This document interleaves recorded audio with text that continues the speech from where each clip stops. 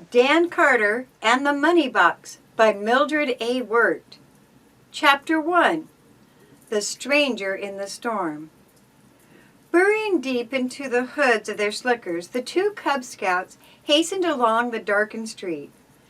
Stinging gusts of rain pelted their faces. The strong wind fairly bowled them off their feet. "Say, Brad, this is awful." "It sure is coming down, and how," agreed the older boy. Brad Wilbur, dark-haired and serious, was a Boy Scout and a leader among the younger boys. An outstanding athlete and nearly ready for high school, he served as den chief of the Webster City Cubs. His companion, the blue-eyed, sandy-haired Dan Carter, had just turned 10. Firm of muscle and old for his years, the younger boy grew so fast it was hard to keep him in Cub uniforms. He and Brad had been good friends ever since Sam Hatfield had organized Den 2. On this particular evening, they had been overtaken by the storm on their way to the Cub meeting at the church. "Say, let's hold up a second." Dan grasped as a heavy curtain of rain veiled the sidewalk ahead. The pair halted a moment under a store awning there to catch their breath. "This may turn to ice or sleet before the night's over," Brad said anxiously. "Then watch the cars pile up." "It's almost cold enough for sleet," Dan agreed with a shiver. "The storm certainly rolled in fast. Maybe Sam Hatfield decided to call off the Cub meeting." Brad moved back against the building wall to escape the awning and the drips. "Not Sam," he said cheerfully. "He knows the Cubs are tough. Anyway, we're a little late. The others are probably at the church now, waiting for us." From their shelter, the two boys could see the church building a half block ahead, on the opposite side of the street. The windows on the lower floor shone deeply through the wall of rain. "The place is lighted, so Sam must be there at least," Brad commented. "Shall we go on now?" "We don't want to be late and hold up the meeting." "Okay," Dan agreed, buttoning his slicker, which had been pulled apart. Heads low, they bored directly into the wind. The rain scarcely had slackened. Droplets dashed into their eyes, completely blinding them. The boys were nearly opposite the church when Brad, who was ahead, ran full tilt into a man huddling against a building wall. "I'm sorry," the boy apologized. "I didn't see you standing there." "Watch where you're going next time," the other growled. Because the man spoke in such a surly tone, Brad looked at him very carefully. The fellow was no one he had ever seen before. His face, beneath a snap-brim hat, which dripped rain, appeared shadowy and unfriendly. He might have been 30 years of age, maybe older. A day-old beard had made it difficult to judge. "Sorry," Brad apologized again. He and Dan started on, only to be stopped in their tracks by a question. "Hey, kids," the stranger addressed them. "What's going on over there?" "Over where?" demanded Dan. "In that church. It's lighted up like a Christmas tree." "Oh, just a Cub meeting," Dan explained briefly. Again he and Brad tried to move away, but the stranger more or less blocked the street. "A Cub meeting?" the man echoed. "What's that?" Brad had a feeling that the stranger's asking such a stupid question was stalling for time. He seemed to be looking over the two boys, studying them. "It's the younger boy program of the Boy Scouts of America," Brad explained briefly. "We have a whale of a lot of fun." "But what's the church doing with it?" "Dan told you," Brad said patiently. "The Cubs are having their monthly meeting." His answer still did not satisfy the stranger. "But the church has been closed, hasn't it?" he mumbled. "That's right," Brad began to edge away, for he resented the delay. "The church was closed nearly a month while repairs were being made on the heating system," Dan added. "Now the work is finished, so services will be held again." Muttering something, the stranger turned and slouched off in the rain. "Queer duck," Brad commented as he and Dan started to cross the flooded street. "What did he mumble?" "I'm not sure I caught it right. I thought he said a fine thing? Must be a screwball, Dan. Somehow, I didn't like his appearance. Same here. His eyes were so intent they gave me the creeps. Wonder why he was interested in the old church anyhow. Oh, idle curiosity, I suppose. You didn't know him? Never clapped eyes on him before, Dan replied, leaping over a river of gutter flow. He must be new in Webster City. The boys had reached the vestibule of the church. Brad pulled open the heavy double doors and they went in out of the rain. Shaking out their slickers, they hung them up before entering the main part of the church. The room smelled of fresh paint and seemed rather cold. Lights were on, however. Hearing voices, Brad and Dan tramped on back to the small meeting chamber in the rear of the building. All the Cubs had gathered there. Chips Davis, Midge Holloway, Red Sewell, Fred Hatfield, and Babe Bunning, the oldest addition to the den. Babe, whose real name was Clarence, barely had passed his 8th birthday. Because he was the youngest cub in the den, the fellows made it a little tough for him, calling him Babe Bunning instead of his real name. Babe didn't like to be kidded, but he was game. All the Cubs admitted that.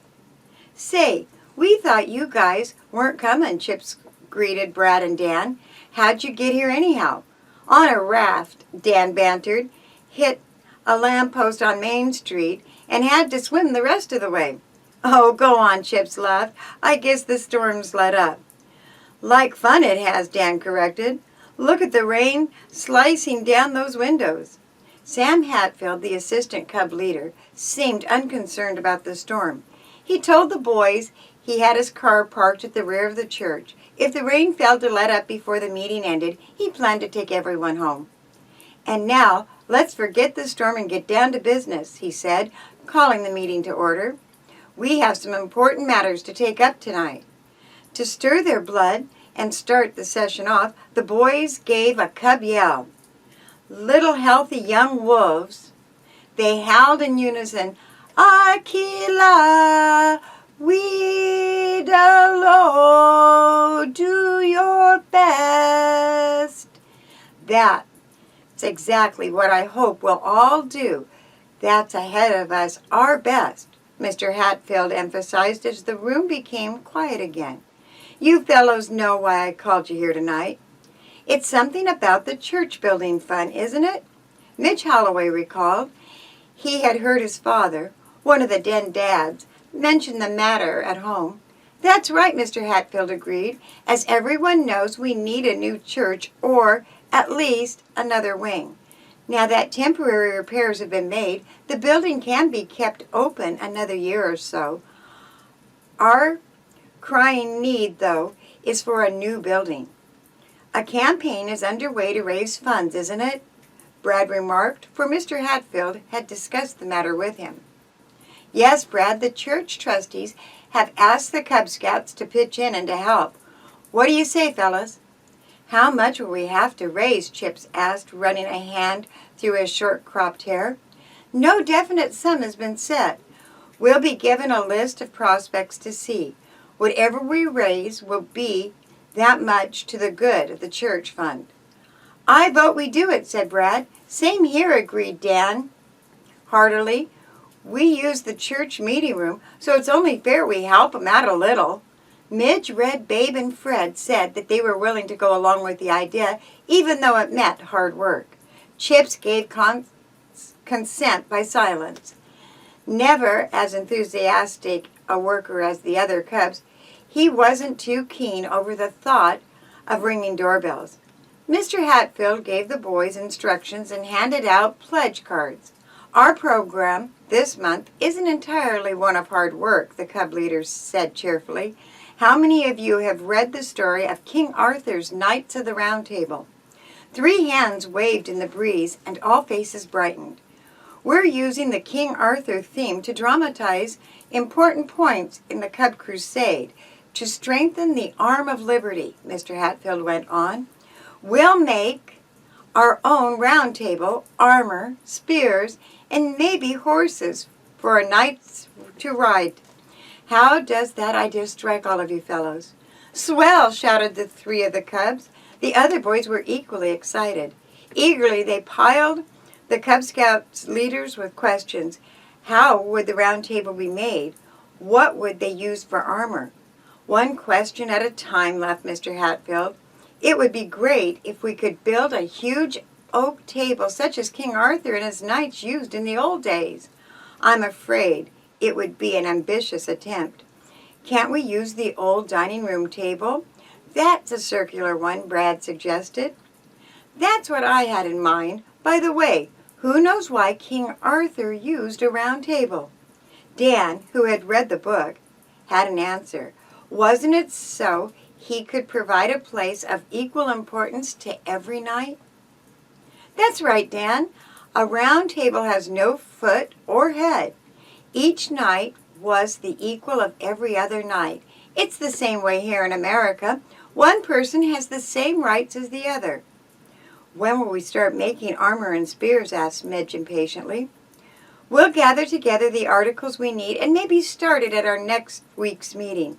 Mrs. Holloway, the den mother, has promised to help." Mr. Hatfield told the cubs that they would need cardboard, silver or gold paint, burlap, and other similar items. "We'll make banners and turn this room into a regular King Arthur's court," he declared. "The place right now is as cold as an ancient castle. Wonder what happened to the fire I built." Mr. Hatfield had noticed that despite jackets, several of the cubs were shivering. A little heat was rising from the register, but not much. "Want me to take a look at the furnace?" Brad offered. "It might be a good idea," agreed the cub leader. "Toss in 3 or 4 shovels of coal." "I'll go with you, Brad," Dan offered. The two boys descended the narrow, dimly lit stairway to the church basement. Walls were damp to the touch. In several places, water oozed in through the cracks in the decaying masonry.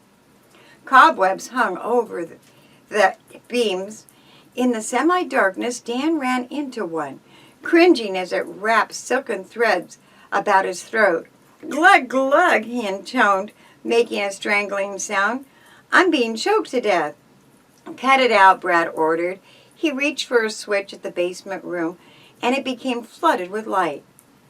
"What you trying to do? Work up a case of nerves?" Dan laughed and opened the iron door of the cavernous furnace.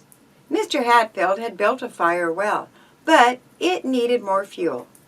"I'll heave some in," he offered. While Brad poked at the coals, Dan went to the bin.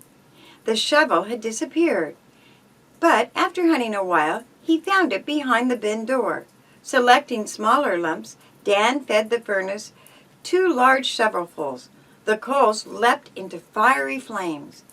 "Better a couple more for good measure," Brad advised. Dan trotted back to the bin. As his shovel bit deep into the coal pile, it struck an object which gave off a metallic sound. Curious as to what it might be, the boy dug deeper. His shovel brought to view a square metal box, approximately a foot square. "Jeepers creepers," he whispered in awe. "How'd this get here?" Da-do-da-do.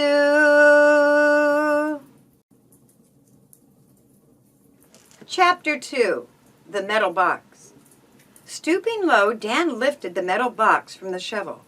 It was surprisingly heavy. The boy tugged at the lid, but it stubbornly resisted his efforts. From the furnace room, the waiting Brad now called impatiently, "Hey, slowpoke, hurry up with the coal, will ya? You've been in the bin a couple of hours." Dan emerged into the light. His hands were smeared with coal dust. So was the blue Cub Scout uniform. A long black smudge lay across his cheek. "Say, what have you been doing in there?" Brad demanded, staring at him. "If you aren't a sight." Dan ignored the jibe.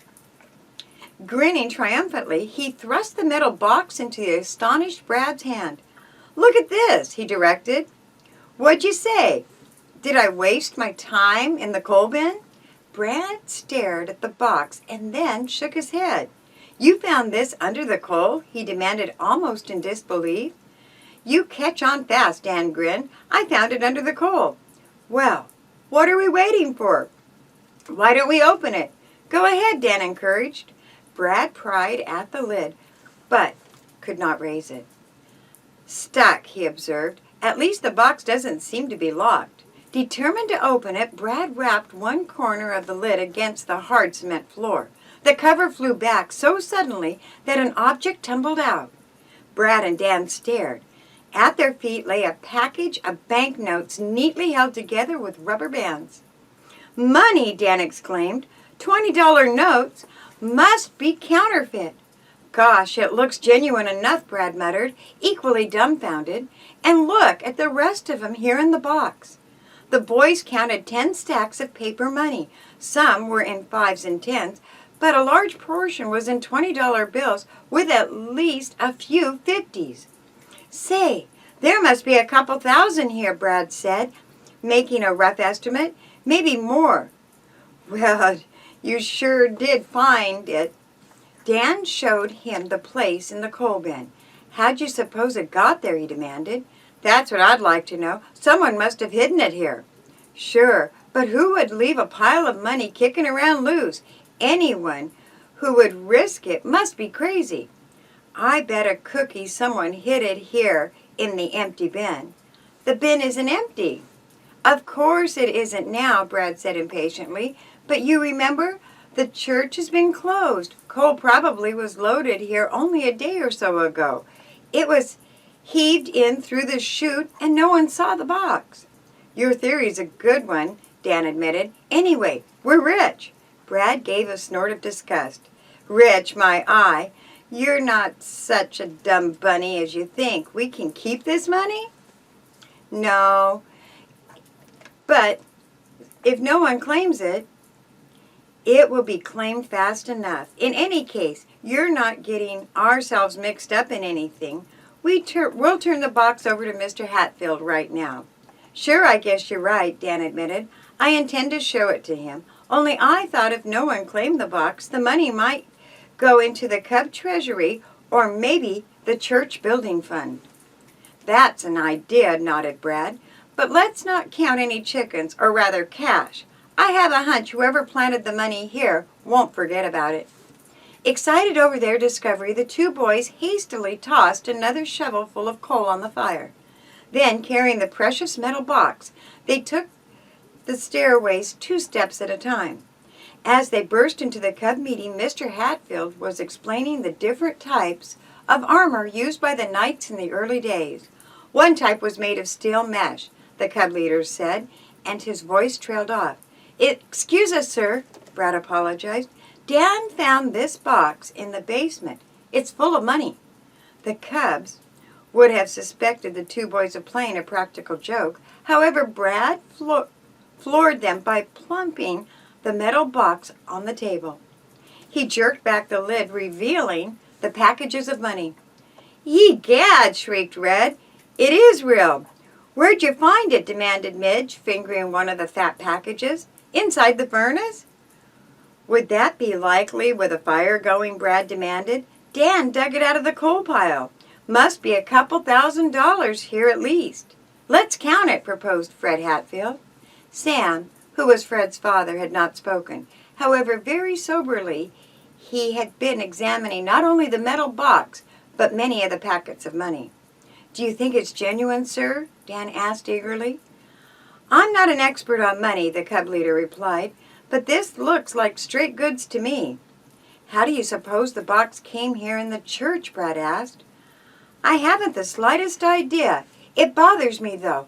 I must notify the pastor and the church trustees at once. Also, the discovery should be reported to the police." The Cubs wanted to see the exact spot where Dan had found the money box. For that matter of fact, so did Mr. Hatfield. They all trooped down into the basement to re-examine the coal bin. The Cub leader could find no clue as to the person who might have hidden the box. True, he pointed out several large-sized shoe prints visible on the dusty basement floor, but he agreed with Dan and Brad that they likely had been made by the workmen who had been repairing the furnace. "Say, maybe one of the workmen hid the box," Red exclaimed. Mr. Hatfield said he considered that possibility an unlikely one. However, he would venture to even guess as to who might have left the box in the coal bin. For all we know, it might even be stolen money, he commented. Dan, who had stood near the foot of the basement stairs, had heard an unusual sound overhead. "Listen," he commented. The cubs became quiet. Distinctly, they could hear a rattling noise. "Sounds like someone's trying to raise a window," Brad said. "That money box on the table." Mr. Hatfield started up the stairs, but without undue haste. "Take it easy, boys," he said. "It's only the wind rattling the windows. The money's safe enough." Despite reassurance, the cubs were uneasy as they followed their leader up the creaking stairs. If the box were gone, Mr. Hatfield opened the door of the study. Every eye focused on the table. The box of money was exactly where they had left it. "Well, that's a relief," Mr. Hatfield admitted, chuckling at his own uneasiness. "I'll acknowledge that hearing the window rattle gave me a most uncomfortable feeling." "How much do you suppose is here?" Dan speculated, figuring one of the packages. "Shall we count it?" "Well," the cub leader hesitated, "I'm not too eager to stay here in an empty church with so much money. But then, go ahead. The job shouldn't take long." The cubs seated themselves at the table. Mr. Hatfield began to count while the cubs checked his work. Since the onset of colder weather, Den, too, had made use of the church as a meeting place for both den and pack gatherings. In warmer weather, they usually assembled at the cave, overlooking the river. As its name implied, the chamber has been carved by water action and was reached by a flight of stairs built by the cubs and their fathers. During the previous summer, the boys had enjoyed many adventures along the waterfront. The story of the difficulties with river pirates had been told in a cub book entitled Dan Carter and the River Camp. In the first Cub Scout book, Dan Carter, Cub Scouts, the boys tried a little backyard camping. Even so, they found themselves battling a flood at a pheasant farm and incidentally meeting several unpleasant persons. Now, as the cubs watched Mr. Hatfield count the money found in the tin box, they sensed that once again they were on the verge of having an adventure. The cub leader tallied $840 in $20 denominations. Brad carefully set this amount down. Next, the cub leader started to count the $10 bills. He was well into the third packet when Dan, a little weary of watching, raised his eyes to the window. What he saw nearly caused him to raise off of his chair. A face was pressed against the window pane. In a fleeting instant that he saw it, Dan gained only a vague impression of a flattened nose and intent eyes. Too startled to cry out, he kicked Brad's foot under the table. "Hey, cut it out," the older boy exclaimed. "Be your age." "The window," Dan muttered. "Look." Not only Brad, but Mr. Hatfield and all the cubs turned to see what had attracted Dan's attention. But the face had vanished. "What's eating you, Dan?" Brad demanded. "Now you've mixed up the count. Has finding this money given you the jitters?" "It sure has," Dan admitted. "But I know I didn't dream it up. The face, I saw it plain as day." "What face?" asked Mr. Hatfield. "I saw it for only a minute, in the window. Someone was looking in here, watching us count the money." "Dan has got a bad case of jitters," Midge chuckled. "No, he hasn't either." Dan's unexpected defender was none other than Babe Bunny. The youngest Den member of Den 2 made his announcement in a shrill voice which quivered with excitement. "I saw the face too," he chattered, "only I was so scared I couldn't say anything." "You saw it too?" Brad echoed. "Say, this may add up to something." Mr. Hatfield already had darted to the window. The rain had nearly ceased. Gazing out into the drenched churchyard, he could see no more. "Turn off the lights a minute," he instructed. Brad found the switch. With a steady dark, it was easy to distinguish objects in the churchyard. The cubs clustered at Mr. Hatfield's shoulders, tense and uneasy. I don't see anyone, Mr. Hatfield began. He broke off and Dan finished the sentence. Over there by the bushes, to the right of the walk, see? Someone was sneaking off towards the street, Brad added. Let's nab him. The dirty old peeping Tom, yelled Chips. Come on, we'll get him. Wait, boys, Mr. Hatfield advised. We don't know. Usually obedient, the cubs now were too excited to listen. Before Mr. Hatfield could stop them, they darted through the empty church and out into the yard, surrounded the bushes, and closed in, Brad instructed. The cubs circled the area where they'd last seen the mysterious prowler. Soon it was apparent, however, that the man had eluded them. He had slipped away in the brief time it had taken for them to reach the churchyard. Although they looked up and down the street, the man was nowhere to be seen. We've lost him, Brad declared in deep disgust. Perhaps it's just as well, said Mr. Hatfield, the cub leader. A little short of breath, he followed the cubs into the yard. Just as well, Brad echoed. I don't get it. It's no crime to look into windows of a church, Brad. Didn't you act rather hastily? I guess I did, Brad admitted. I was so anxious to catch that fellow I didn't stop to think what the outcome might be if we did nail him. Dan, did you recognize the person? The cub leader asked him. No, Mr. Hatfield, I didn't. All I saw was a face flattened against the window pane. You think, though, that he was watching us count the money? I'm sure of it. It's possible that that person, whoever he was, may have been the one who hid the money in the basement, Mr. Hatfield said, thinking aloud. On the other hand, it may be a curious bypasser attracted by our lights in the study. In any case, we were seen counting the money, Brad pointed out. And that's not good, Mr. Hatfield completed, his face troubled. I hate to have it nosed about Webster City that we found a box of money. It might make trouble. What do you think we should do? Brad asked anxiously.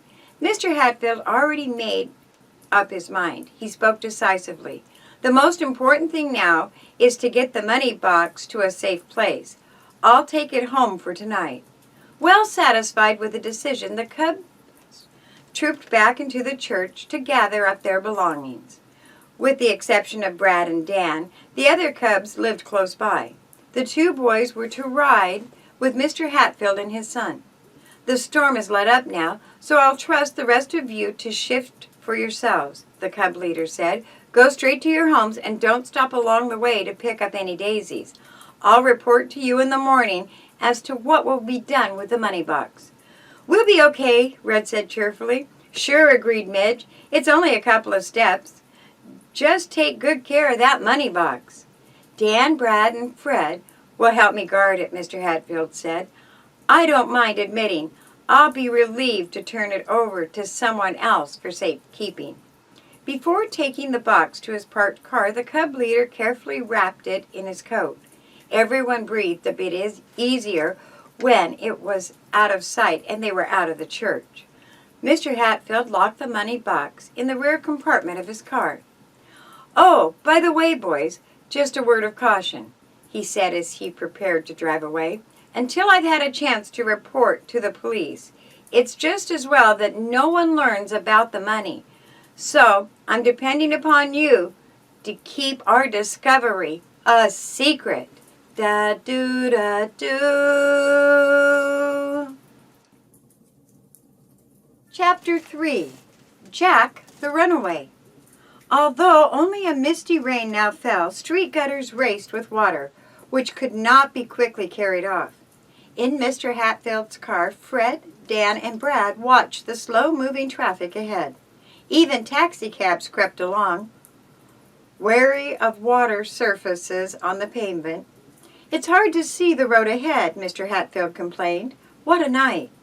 You don't need to take Dan and me home, Brad said quickly.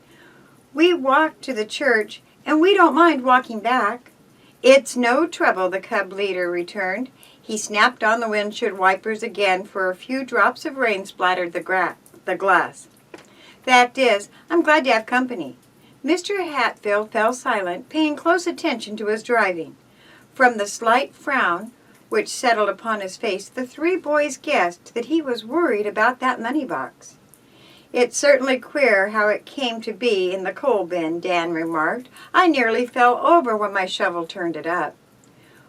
"We never did finish our count of the cash," Brad recalled, seeing that the man in the churchyard gave us all a jolt. "I'll count the money at home," Mr. Hatfield promised. "Tell you the truth, I want to get the box away from the church. I'll feel more comfortable after it's turned over to someone else for safekeeping." The car had halted at the intersection.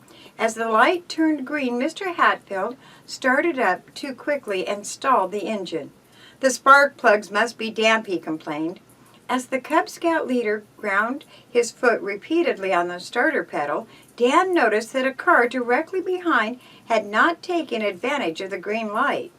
Although the driver had ample space in which to go around the stalled car, he did not do so.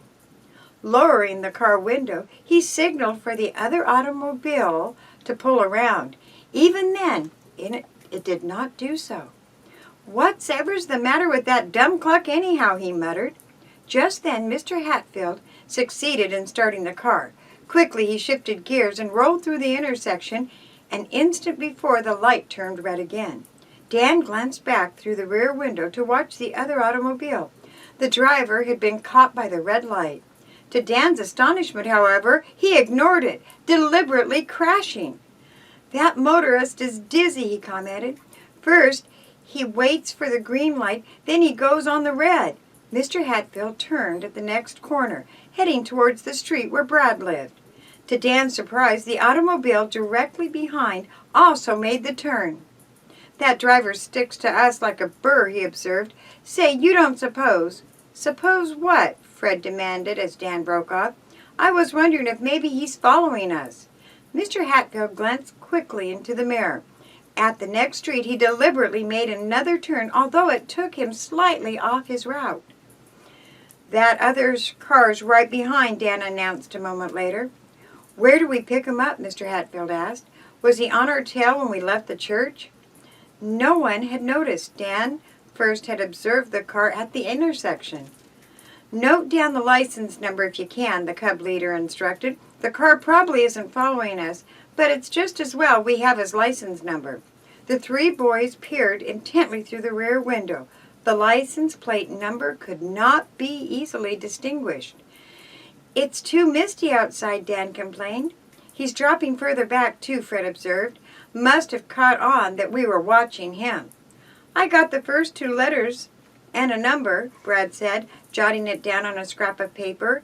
"FJ3. I couldn't make out the last number too well. I think it was a 2, though." The following automobile had dropped a considerable distance behind. "It may have been our imagination," Mr. Hatfield said in relief. "Finding that box of money and having it in our possession has given us all a case of the jitters." And the next corner, the Cub leader swung back onto the main street, well traveled. The other car had disappeared from view. "I guess I was wrong, Dad," Dan admitted. "Either that, or the fellow became suspicious that we were watching. At any rate, we've lost him," Mr. Hatfield declared. "Hello, what's this up ahead?" The car approached a railroad underpass. In the depressed area beneath the archway, surface water had failed to run off. The flooded area stretched for a considerable distance. "It doesn't look very deep," Mr. Hatfield said, weighing their chances of getting through. "Think we can make it?" "If we don't, you have 3 good pushers," Brad answered. "Anyway, here comes another car." "They're going to try it, so I guess we can too," added Dan. The approaching coupe, in which 2 persons were visible, barely slackened pace as it came to the water area. Noticing the flood seemed only hub-high, Mr. Hatfield likewise started through it. A moment later, however, he noted that the water rapidly was deepening on the car ahead. It began to falter and finally came to a standstill. "Stalled!" Fred exclaimed in dismay. "And we're blocked," added Brad. "Think we can back out of it?" "I'm going to try," Mr. Hatfield said grimly. "I should have waited." Shifting into reverse, he slowly backed away from the stalled coupe. The 2 cars, however, had churned up high waves. As they slapped against Mr. Hatfield's automobile, The engine began to sputter. "Oh, no," groaned Fred. "Here we go." The next instant the motor gave a final wheeze and died. "Come on, fellas, let's push," Brad urged, starting to open the door. "No, wait," Mr. Hatfield directed. "I don't want you to wreck your clothes unless it's absolutely necessary. Someone may come along to help." The cub leader's voice trailed off, for his attention may have been drawn at once to the stalled car ahead. Quite suddenly, the door on the left-hand side had swung open. A boy, who might have been 12 or 13, fairly hurled himself from the car. In his haste to get away, the lad tripped and fell flat in the muddy waters which raced through the underpass. "Wow!" exclaimed Brad anxiously. "Did he take a tumble?" The boy was on his feet again almost in an instant. To the astonishment of Mr. Hatfield and the cubs, he plunged off through the water, moving as fast as he could.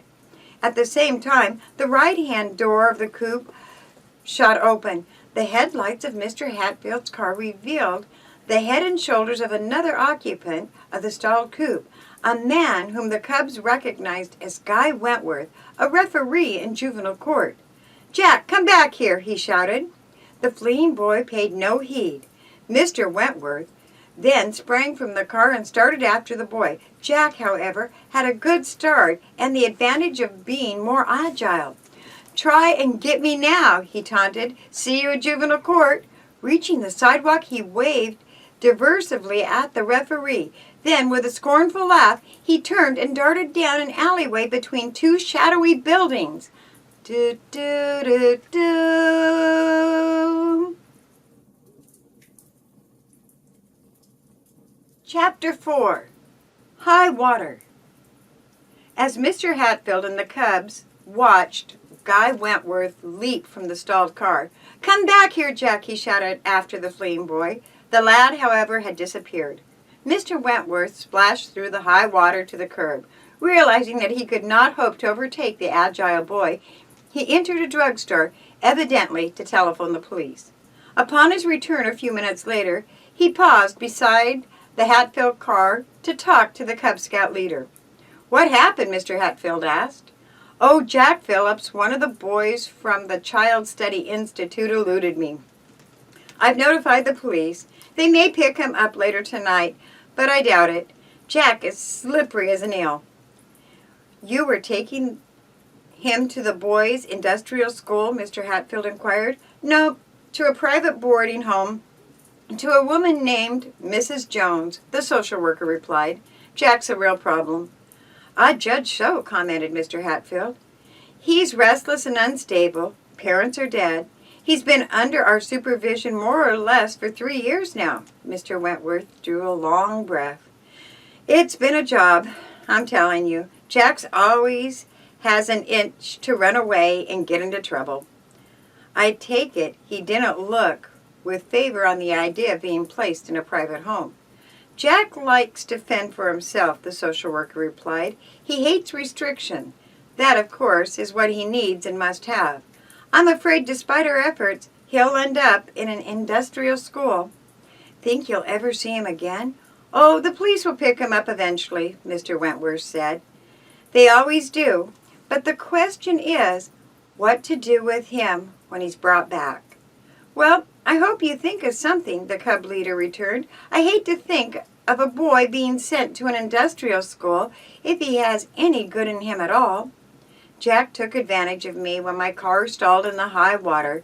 I see you're stuck too. Maybe I can help give you a push." Applying his shoulder, the social worker tried to roll the car backward towards the higher pavement. "Don't do that," Mr. Hatfield commanded. "You'll strain yourself. I'll call a tow truck." "We'll help push," Brad offered, starting to get out into the water. "No, wait," Mr. Wentworth ordered. "You youngsters oughtn't freeze yourself. The water is like ice cold. I'm already soaked to the knees. Tell you what, I'll go back to the drugstore and telephone for a tow car that will push both our autos out of here." The solution seemed the most satisfactory one. Mr. Wentworth started back to the drugstore. Halfway there, he paused as his ears detected the sound of an approaching vehicle. A moment later, a fire engine returning from a run came into view. The driver, seeing the water ahead, pulled up. "Stalled?" he called to Mr. Wentworth. "That's right. Hop back in your car, and we'll give you a shove," the fireman offered. Both Mr. Wentworth's automobile and Sam Hatfield's sedan were pushed through the water. Neither could be started immediately. However, after the spark plugs were dried out, both cars were in running order once more. "Many thanks," Mr. Hatfield told the fireman. "I'll be glad to get home. I'm carrying a valuable load tonight." The fireman, assuming that Mr. Hatfield referred to the carload of Cub Scouts, made a joking reply. They told the Cub leader that the storm had been a severe one. Several trees had blown down and many streets were flooded. Relieved to be on their way once more, Mr. Hatfield drove directly to his residence.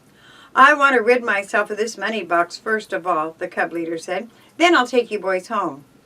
"Why don't we stay a few minutes and help you count it?" Brad suggested. "The job shouldn't take long."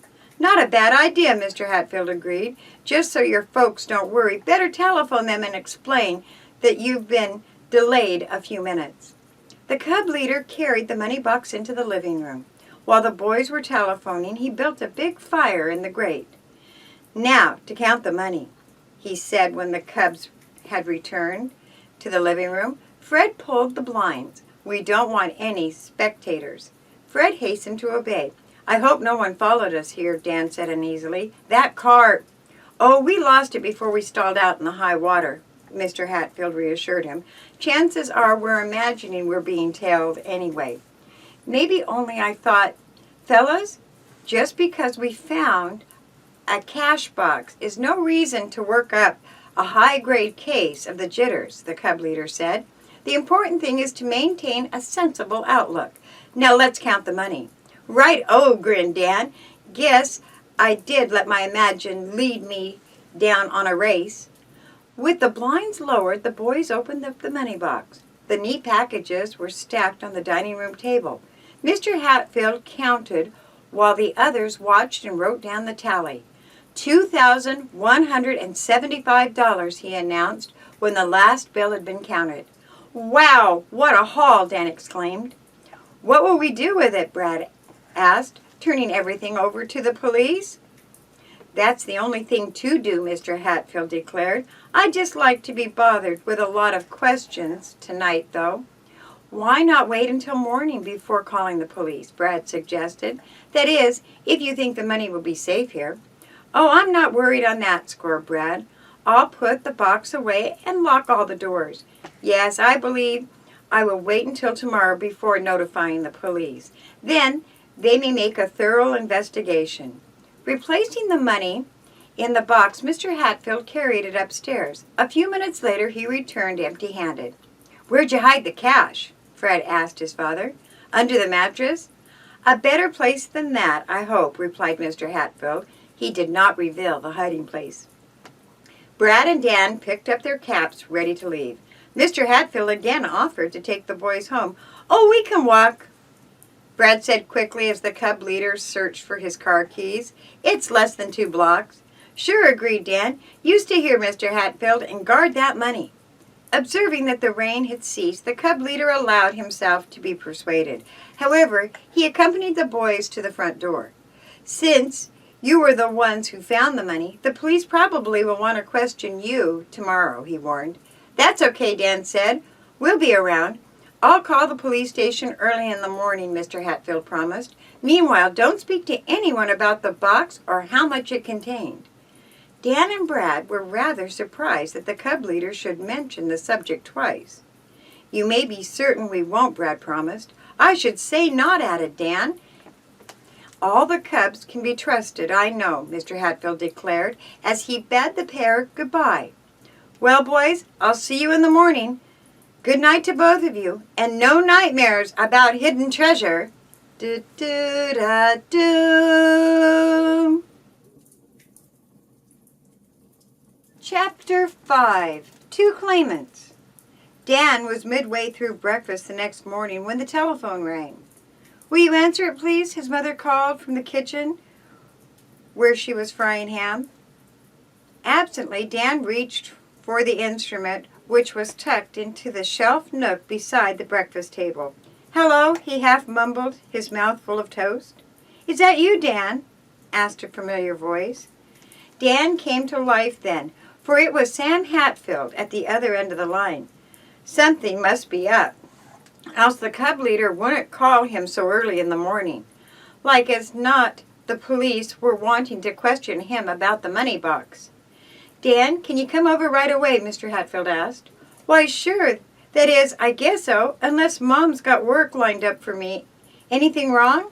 Dan was certain from Mr. Hatfield's tone that something urgent had come up. More than ever, he was convinced that the matter concerned the money box. "Well, yes, I'm a little disturbed," the cub leader answered his question. "I'm asking all the boys to come over to my place as soon as possible." "The money box hasn't been taken." "Oh, no, nothing like that, Dan. Just come over as soon as you can." Completely mystified, Dan bolted the remainder of his breakfast. 15 minutes later, he presented himself at the Hatfield home with Chips and Red already had gathered. "What's up?" Dan asked the pair. "Search me," Chips shrugged. "Mr. Hatfield asked us to come over right away, so we did." "He hasn't explained yet," Red added in an undertone, "but he seems plenty worried." In a few minutes, Babe Bunning arrived at the house. Close upon his heels came Brad, who reported that Midge Holloway would be a little late. "He told me to report that he has to do some work at home," the den chief told Mr. Hatfield. "We'll go on without him," the cub leader said. "Boys, now don't get me wrong. I didn't call you here to make accusations or scold. I'm not blaming anyone."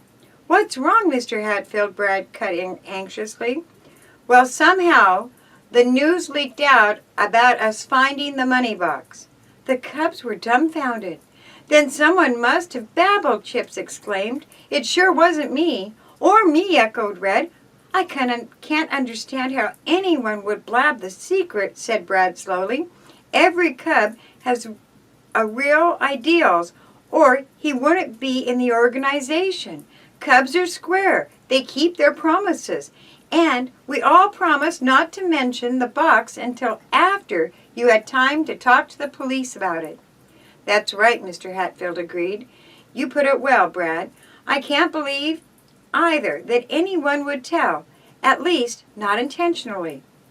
"How do you know that the information got out?" Dan asked thoughtfully. "Through a visit. I was eating breakfast this morning when Everett Wilson, owner of the Elite Dry Cleaning Company, came to the door. He's not a member of the church, but does attend irregularly. Anyway, any of you fellows know him?"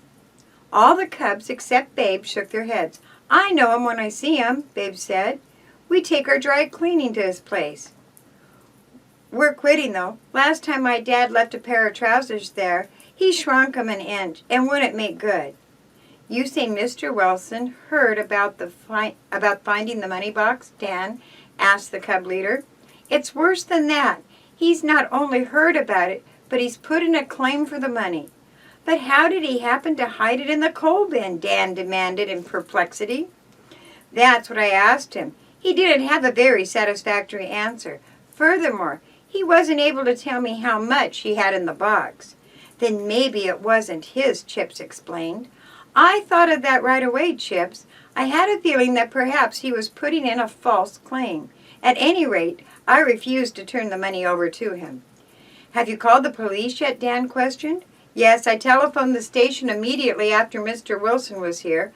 A man is on his way out here now. I'll turn the money over to him when he comes and be glad to be rid of it." "It's sure funny about Mr. Wilson claiming the cash," Dan remarked. "How could have he known about us finding the box?" "Someone must have told," Chips replied before the cub leader could speak. His gaze fastened hard upon Babe, who unconcernedly was chewing a gumdrop. The other cubs looked at Babe too. He had been in the den only a few weeks, and as yet hadn't been promoted from a bobcat to a wolf. True, He had repeated the cub promise. I promise to do my best to be square and obey the law of the pack. Also, he had learnt the cub sign and the hand clasp, the salute and the law of the pack. At least, he said the words correctly, but had they really burnt in? Babe did not tell anyone about the money box, Chip demanded bluntly. Babe swallowed the gumdrop and stared. Who, me? He asked. Yes, you. You're the only one who knew Mr. Wilson. I didn't tell him. I didn't tell anyone. Babe's blue eyes flashed angrily. Never mind, Chips, Mr. Hatfield said. His tone made it clear that the discussion must end. You're not accusing anyone. A cub's word is good enough for me. Remember that face at the window? Dan reminded the group. Someone saw us looking at the money. Maybe that's how the story got out. It's very possible, Dan agreed. Mr. Hatfield. Anyway, it's a relief to know that the cubs all kept their promises. If Mr. Wilson can establish his claim, he's welcome to the money. He must have been dizzy to hide that box in a coal bin, Brad said, getting up from the Davenport. It doesn't make sense to me. Mr. Hatfield told the cubs that he considered it most important that no one reveal the exact amount of cash that had been found. Brad, Dan, Fred, and myself are the only ones who know the correct total, he said, but the rest of you have a pretty fair idea. The thing is, keep it to yourselves. If the amount should become known, well, it might make it easier for Mr. Wilson to prove a claim. You can depend on us, Mr. Hatfield, Brad said, speaking for the others. How about you, Babe?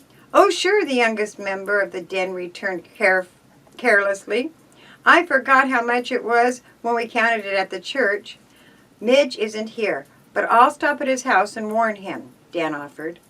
The matter of the cash box having been thoroughly discussed, Mr. Hatfield told the boys his real purpose in calling them was to remind them to start working on the church building fund pledge cards. Call on your prospects as soon as you can, he advised. Today, if possible. We want to get that money rolling in. What about our plans for the crusade? Brad reminded him. You'll hear more about it at our next meeting, Mr. Hatfield promised. Meanwhile, dig up anything you can for costumes. I have an idea, Dan began. What it was, no one learned, for just then the front doorbell rang. Then, that must be Midge, Brad said, or maybe the police. But it was neither. Instead, when Mr. Hatfield went to the door, he found Edgar Bracksmith standing there, hat in hand. The cub leader knew the man only slightly, having seen him occasionally at church services. I beg your pardon. You're Mr. Hatfield, the visitor asked. Yes, I am. The cub leader moved aside so the man might enter. Come on in. We're having a cub meeting. Oh, I don't want to break it up, the visitor apologized. Nevertheless, the matter I came to talk to you about happens to concern the cubs. Mr. Bracksmith laughed self-consciously. They haven't been in any mischief, I trust. Oh, no, nothing like that. May I speak with you in private, Mr. Hatfield? We can go into the study if you like. However, if the matter concerns the cubs, why not tell them about it also? Well, all right. I may as well come right out with it. I lost some money recently, a rather large sum. Information has come to me that this money contained in the metal box was found by the church by one of your Cub Scouts. The boys were listening intently, amazed expressions mirrored on their faces. First Mr. Wilson and now a second claimant. How much did you lose, Mr. Brackensmith, the cub leader asked. I can't rightly say. For months I had been saving. The amount was considerable. And where was this money lost, Mr. Brackensmith? Why, in the church. I went there a few days ago, before yesterday to be exact, to see the pastor. I was taking the money with me to the deposit in the bank. The minister wasn't there. I must have put the box down and forgot about it, because I didn't discover my loss until later. Really, Mr. Brackensmith? I never knew you to be so careless with money, remarked the cub leader. Why did you think you left the box? "In one of the seats," the visitor replied with slight hesitation. "That was where we found the box," Chip explained. "Dan found it." Brad gave him a kick in the ankle and a warning not to tell anything he knew. "May I ask how you learnt that the Cubs had come upon the money box?" Mr. Hatfield inquired. "Why, the news is everywhere." Brad was disgusted. So were the other Cubs, who couldn't imagine how word could have spread. "Babe, fess up," Red whispered to the younger boy's ear. "Did you spill it?" "I did not," he retorted indignantly. "Crossed my heart and hoped to die." "Midge wouldn't tell," Red said. "All the other Cubs had given their word. It's mighty funny." Mr. Hatfield was speaking again. "Since the news is everywhere, as you said, Mr. Brackensmith, I may as well admit that the Cubs did find a little money. We expect to turn it over to the police. If you have a claim, you'll have to take it up with them." "You still have the money here in the house?" "Yes," the Cub leader admitted reluctantly. "Then why put me to the trouble of having to go through the police and perhaps the courts to prove my claim? The money is mine. If you return it to me, I'll give the Cubs a suitable reward for their very generous act in finding it." Mr. Hatfield had begun to lose patience. "I'm sorry, Mr. Bracksmith," he said. "You'll have to take that matter up with the police." Mr. Bracksmith argued for a little while longer, then, convinced that he was making no headway, he rather angrily departed. "That's the limit," Fred sputtered. "2 claims for the money? What did you think of him, Dad?" "I barely know either Mr. Brackensmith or Mr. Wilson," his father replied. "Obviously, both can't own the money. Before the real owner of that box is found, I'm afraid we're in for an unpleasant time. Do, do, do, do." Chapter 6. A Tough Customer. Dan and Brad were sorely troubled over the problem of establishing the rightful owner of the money box. After the Cub meeting broke up, they went directly to the Holloway home. Midge, a freckled-faced boy with an easy grin, was in the backyard helping his father stack wood for the fireplace. "I'm sure sorry I couldn't get over to Mr. Hatfield's house in time for the meeting," he said regretfully. "I promised Dad a week ago I'd help with this job." "What came up anyway?" "2 claimants have appeared for the money box," Brad disclosed. "We suspect both claims may be fakes." "The worrisome part is that the news is all over Webster City," Dan added earnestly. "Midge, you didn't tell anyone?" "Not even my father, Dan. You know, he may ask him." Mr. Holloway, a den dad, had listened closely to the conversation. "Frankly, I'm confused," he said. "What's all this talk about a money box?"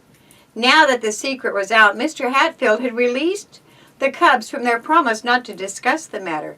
He had requested, however, that they provide no information as to the amount of cash found or the type of box.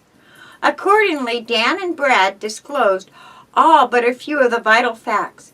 "We can't figure out how the story got around so fast," the den chief added. "Some of the fellows are blaming Babe, but he swears he didn't tell."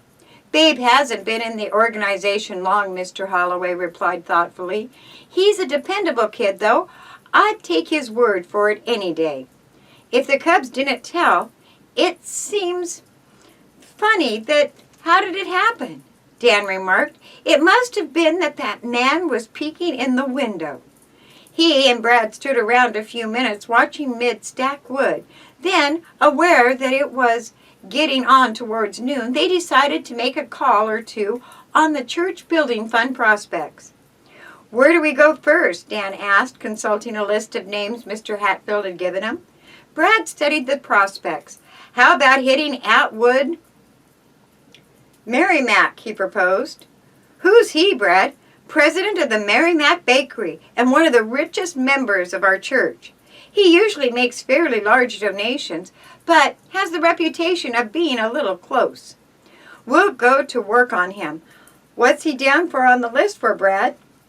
$500. We'll be lucky if we get that much, but he should come across with 200 or 300 if we put up a good argument." "That old wreck of a heating plant ought to be an argument enough," Dan returned, pocketing the list. "Well, Let's get moving. We ought to make at least one call before lunchtime. The Merrimack residence was 6 blocks further on, overlooking a ravine. Massively built of stone and brick, the dwelling was impressive both in structure and size. Brad and Dan carefully wiped mud from their shoes before ringing the doorbell. If a butler comes, don't let him give you that "Mr. Merrimack is not at home" line, Dan warned. Just let him know that we're here for business and have to see the big boss. Even a butler doesn't seem to be on tap, Brad declared, pushing the doorbell button again. The boys waited. After ringing repeatedly, they were about to give up in disgust. "Try just once more," Dan advised, as Brad started away. "I thought I heard footsteps." This time, Brad not only rang the bell, but kept his finger for a long while on the button. "That ought to raise the dead," he grinned. "Maybe it did," Dan chuckled. "At any rate, someone's coming." Through the glass door, he made out a shadowy figure in the front hallway. The man, bent and old, approached the door and then seemed to hesitate. "What's the matter with him anyhow?" Dan muttered impatiently. "He acts as if he's scared." Apparently reassured to see the two at the door were boys, the elderly man opened it a few inches. "Good morning, Mr. Merrimack," greeted Brad, doffing his cap. The old man relaxed somewhat. Though appearing none too pleased to see visitors, he grudgingly opened the door a little wider. "I guess you didn't hear the bell at first," Dan said pleasantly. "Or maybe it's out of order." "The bell's in good order," Mr. Merrimack muttered. "So are your ears. I'd have come sooner, only one never knows who's at the door. Since my butler left a week ago, I've had an unpleasant time of it. Only the other night— oh, but never mind. You wanted to see me?" "We're here on behalf of the Church Building Fund," Brad explained. "Your name is on our list of prospects." "Seems as if my name is on everyone's list of prospects," the old man retorted. "Seems like every time I turn around, it's 'Mr. Merrimack, will you contribute $5 for this? Mr. Merrimack, will you donate $10 for that?'" Brad and Dan exchanged an uneasy glance. Obviously, their prospect was not in the best of moods. It might take super salesmanship to gain his pledge. "May we come in for a few minutes to talk about it?" Brad requested. "I'm busy this morning. With my butler gone, I have to prepare my own lunch, and I'm no hand at it." "We won't take much of your time, Mr. Merrimack," Dan urged. "Oh, all right, come in," the old man consented. "I warn you, though, you must come directly to the point. I haven't felt well lately. It makes me nervous to hear a lot of chatter." Brad and Dan followed their unwilling host into the living room. The evidence was overpowering that Mr. Merrimack lived alone. Although the room was well furnished, everything was covered with dust. Newspapers had been dropped where read. Cigar ashes littered the rug. Blinds were 3/4 lowered, gave the entire room a gloomy atmosphere. "I had a bad scare the other night," Mr. Merrimack said, picking up a book so that Dan could seat himself on the sofa. "Someone tried to break in." "You live here by yourself?" Brad inquired. "I do, since Hayes left me. He was my butler. Said he could make more than I was paying, so the ungrateful scoundrel quit on 3 days' notice. I've been unable to find anyone to take his place." "You've had your troubles," Brad said. "Maybe you'd rather we come back some other day." "No, we may as well get this over with," the old man sighed. "If my name is on your list, I'll be pestered until I give 'em something. How much am I down for? $10? Brad let him have it straight. $500, Mr. Merrimack." "500?" The elderly man's voice rose to an indignant screech. "What do you think I am, a wealthy man?" "I believe you contributed that much last year to the community chest," Brad said, consulting a memorandum on the back side of the pledge card. "The church really needs your help." "It certainly does," added Dan. "The heating plant is shot, and a good stiff wind might blow the building over." Mr. Merrimack permitted himself a tight, half-amused smile. "It's hardly that bad, Dan," he said. "I'll admit, though, that we need a new church. The cause is a worthy one." "Then how much may we put you down for?" Brad asked, taking out a fountain pen. I'm not prepared to make any pledge at this time. But Mr. Merrimack, you're on our best prospects. I hate to disappoint you, Brad, Mr. Merrimack said soberly. I honestly do. The truth is, I've had a rather distressing business loss recently. I can't afford to make a pledge at this time. Brad and Dan were at a loss for an argument. Mr. Hatfield had warned them that Mr. Merrimack might be inclined to whittle down the $500 pledge, but even the cub leader had not expected such stiff resistance as this. How much have you lost? Dan inquired. After speaking, he realized that the question was a very personal one. Several thousands, Mr. Merrimack answered shortly. It was stolen from my library. I kept the money in a metal box locked in the desk. A metal box? Dan exclaimed. Oh, can you beat that? I'm sure I don't understand, said Mr. Merrimack in perplexity. You must have heard about the cubs finding a money box at the church, Brad replied quietly. He was watching the elderly man very closely, wondering whether or not he might be acting a part. The cubs found a money box? My box? We don't know whose box it is, Brad said. That's for the police to decide. Mr. Merrimack had grown rather excited. If you found a box at the church, it must have been the one that was stolen from me. If you can prove your claim, you're welcome to it, Brad returned, assuring to leave. It's only fair to warn you, though, that 2 other persons already have said it belongs to them. Mr. Merrimack pursed the boys at the door. Eagerly, he plied them for more information. Dan and Brad, however, were in no mood to be pumped. You'll have to see Mr. Hatfield or the police about it, Brad told him firmly. It's none of our affair. We merely came here in the interest of the Building Fund campaign. Oh, yes, the Building Fund, the old man recalled. Boys, if you'll help me recover my money, I'll make it right with you. I'll pledge the $500. I might even give more. Brad and Dan had reached the end of their patience. Thanks, Mr. Merrimack, Dan said dryly. We'll remember. Scarcely bidding the old man goodbye, the 2 cubs hurriedly left the house. Once beyond hearing, they gave vent to their feelings. 3 claimants now? Dan exclaimed. This positively is the last straw. We come here to get a pledge from old Moneybags, and what does he do? Brad added. Why, he turns around and tries to file a claim to the money box. I give up. Do, do, do, do. Chapter 7. The Last Straw. Discouragement weighed heavily upon Dan and Brad as they left Mr. Merrimack's home. The bakery owner had been their #1 prospect, and without a donation from him, they knew that Dan never could make a showing in the solicitation. Mr. Hatfield gave us Mr. Merrimack's name because he thought we were the best collectors, Brad said in disgust. Well, we muffed it. We caught him in a bad mood, Dan replied, equally sunk in gloom. Do you think the old cod really lost money, as he claimed? Or was it just another trick? Search me, Dan. It's a cinch 3 persons couldn't have lost that cash. The whole thing is fantastic.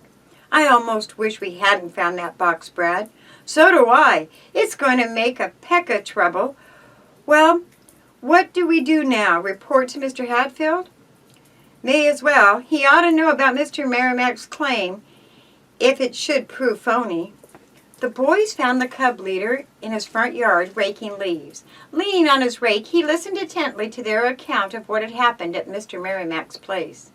It's a bad break not getting the donation, he said, but don't take it too hard. Mr. Merrimack may come through later on.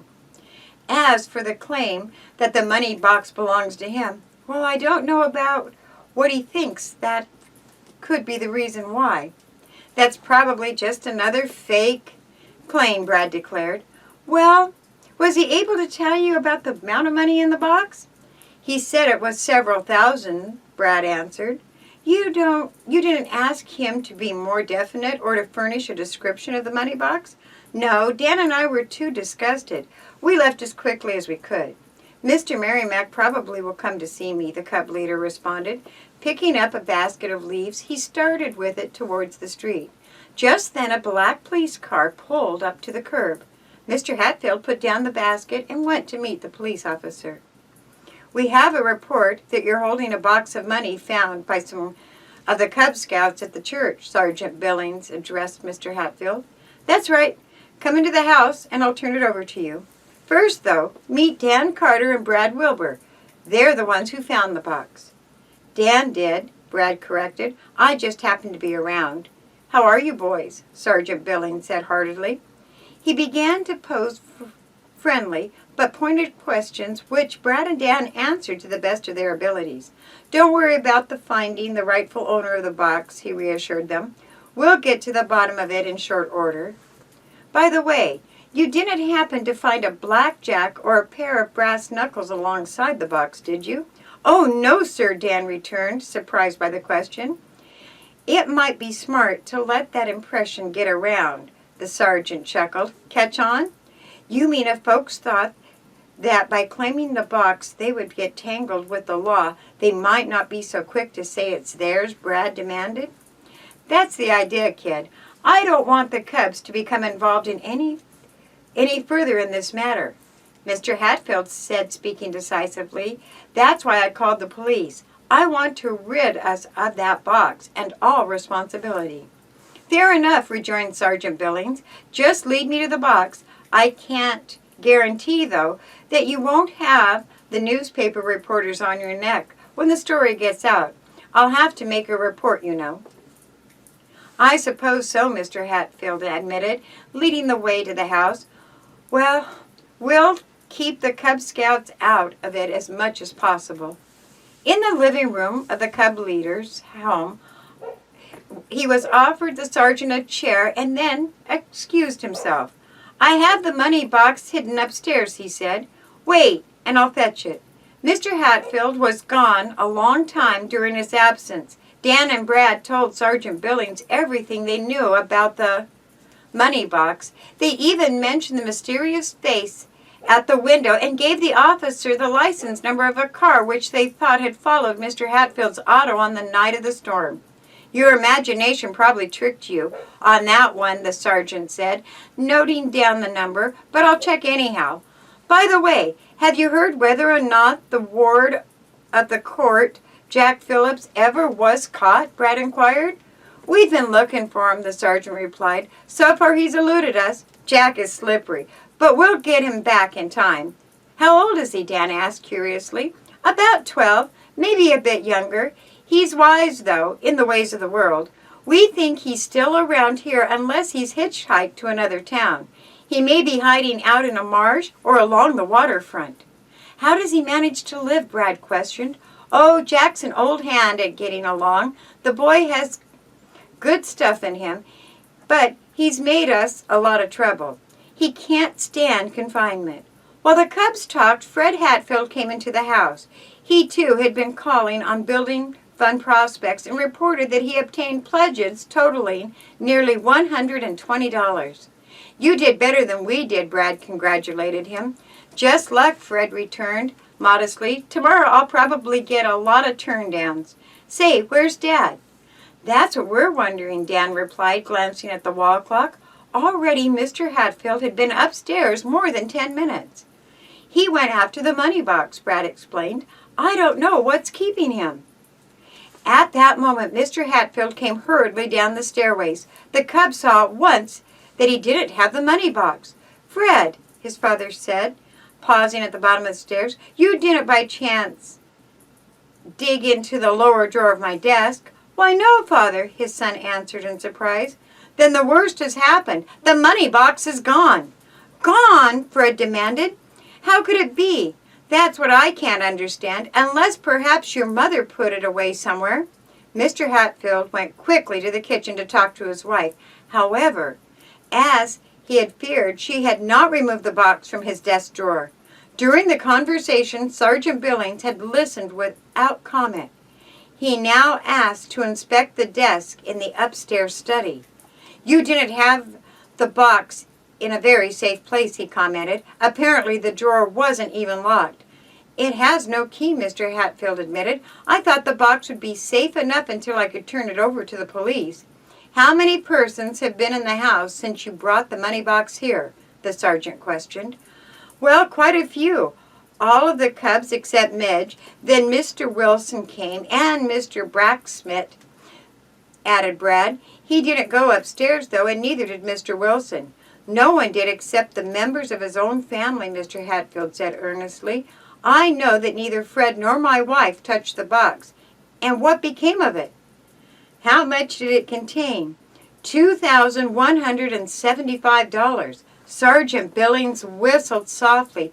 "That's pretty stiff loss. You're sure the box really is lost?" Mr. Hatfield regarded him in amazement. "I can't find it, if that's what you mean," he said stiffly. "Or are you implying—" "Well, it looks sort of funny," the sergeant replied. "You say the box has been taken, yet there's no evidence anyone broke into your house. Who knew where you hid the box?" "Only myself." "I guess where you put it," interposed Fred. "But you didn't touch the box?" his father asked. "No, of course not." "I assume full responsibility," Mr. Hatfield said in a harassed tone. "I swear I thought the box would be safe here." "I'll make a report," Sergeant Billings broke in. "Likely you'll be called to headquarters for further questioning." "I've already told you everything I know about the matter." "Yeah," grunted the sergeant as he rose to leave. Mr. Hatfield was thoroughly annoyed by the other's tone. "See here," he said, "I hope you understand I'm not trying to conceal anything. Why should I?" $2,175, the sergeant repeated thoughtfully. "A tidy little sum. You're not implying that I'm trying to keep it?" "It's not up for me to figure out motives," Sergeant Billings shrugged. "I'm only asking questions and turn in the reports. If I were in your shoes, though, I'd try to produce that box. Otherwise, we'll have to do a little investigating of our own." Da-do-da-do.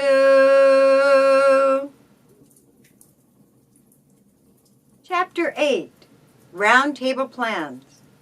2 days had elapsed. The cubs were worried, and so was Mr. Hatfield. Twice since the disappearance of the money box, the cub leader had been called to the police station. Each time he had been questioned politely, but detectives made it clear they were not completely satisfied with his answers. 3 persons have claimed the money, and at least one came fairly close to naming the amount you say was in the box, Mr. Hatfield was informed. Furthermore, trustees of the church feel that the cash should be turned over to them because it was found on church property. Now you say your home wasn't broken into to your knowledge, and yet the box disappeared. It doesn't make sense unless your own son or one of the cubs— "The cubs, one and all, are honest," Mr. Hatfield retorted firmly. "Anyway, they knew only that I took the box upstairs. I told no one where I hid it.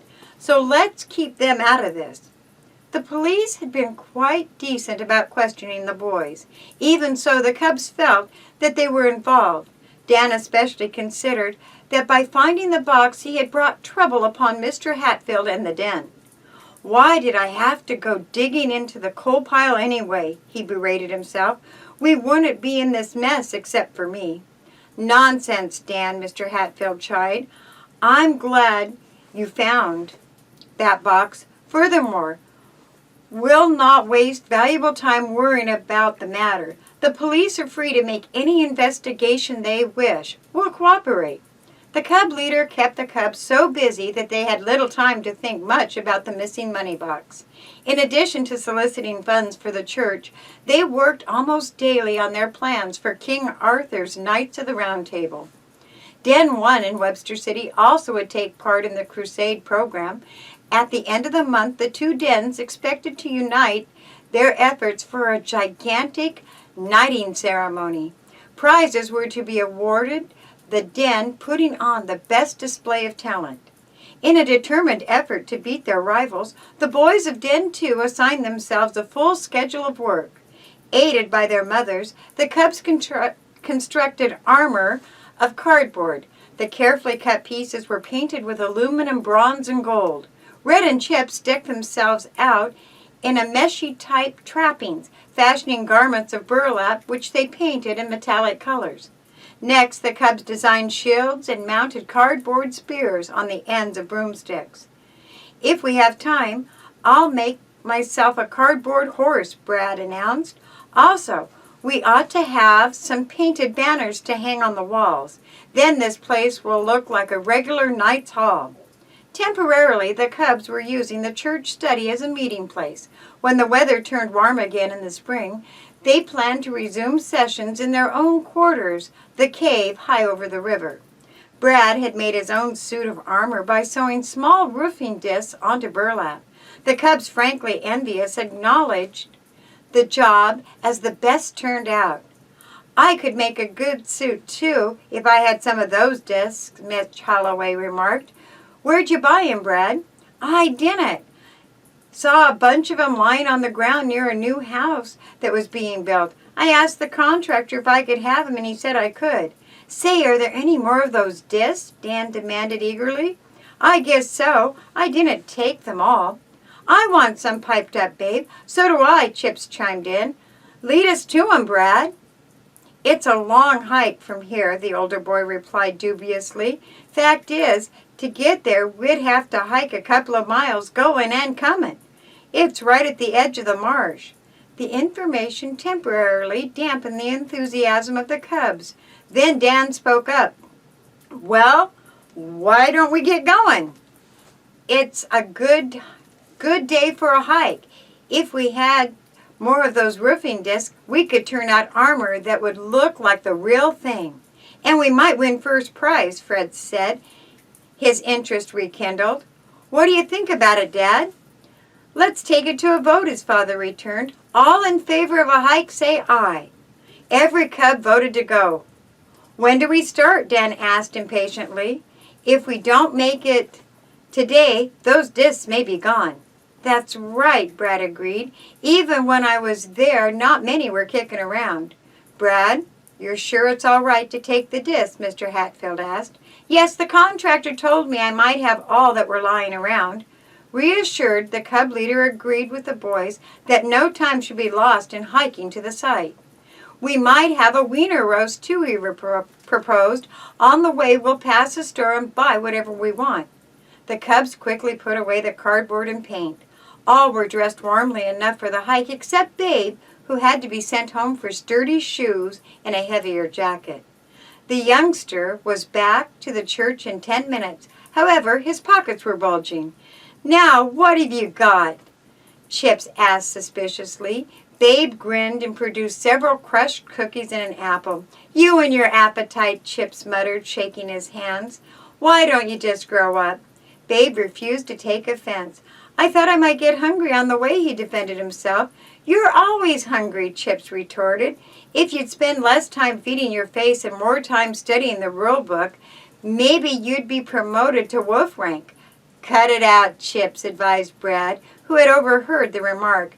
"Babe is catching on to cubs way fast. I wager he'll be a wolf before another certain wolf I know moves on up to bear rank."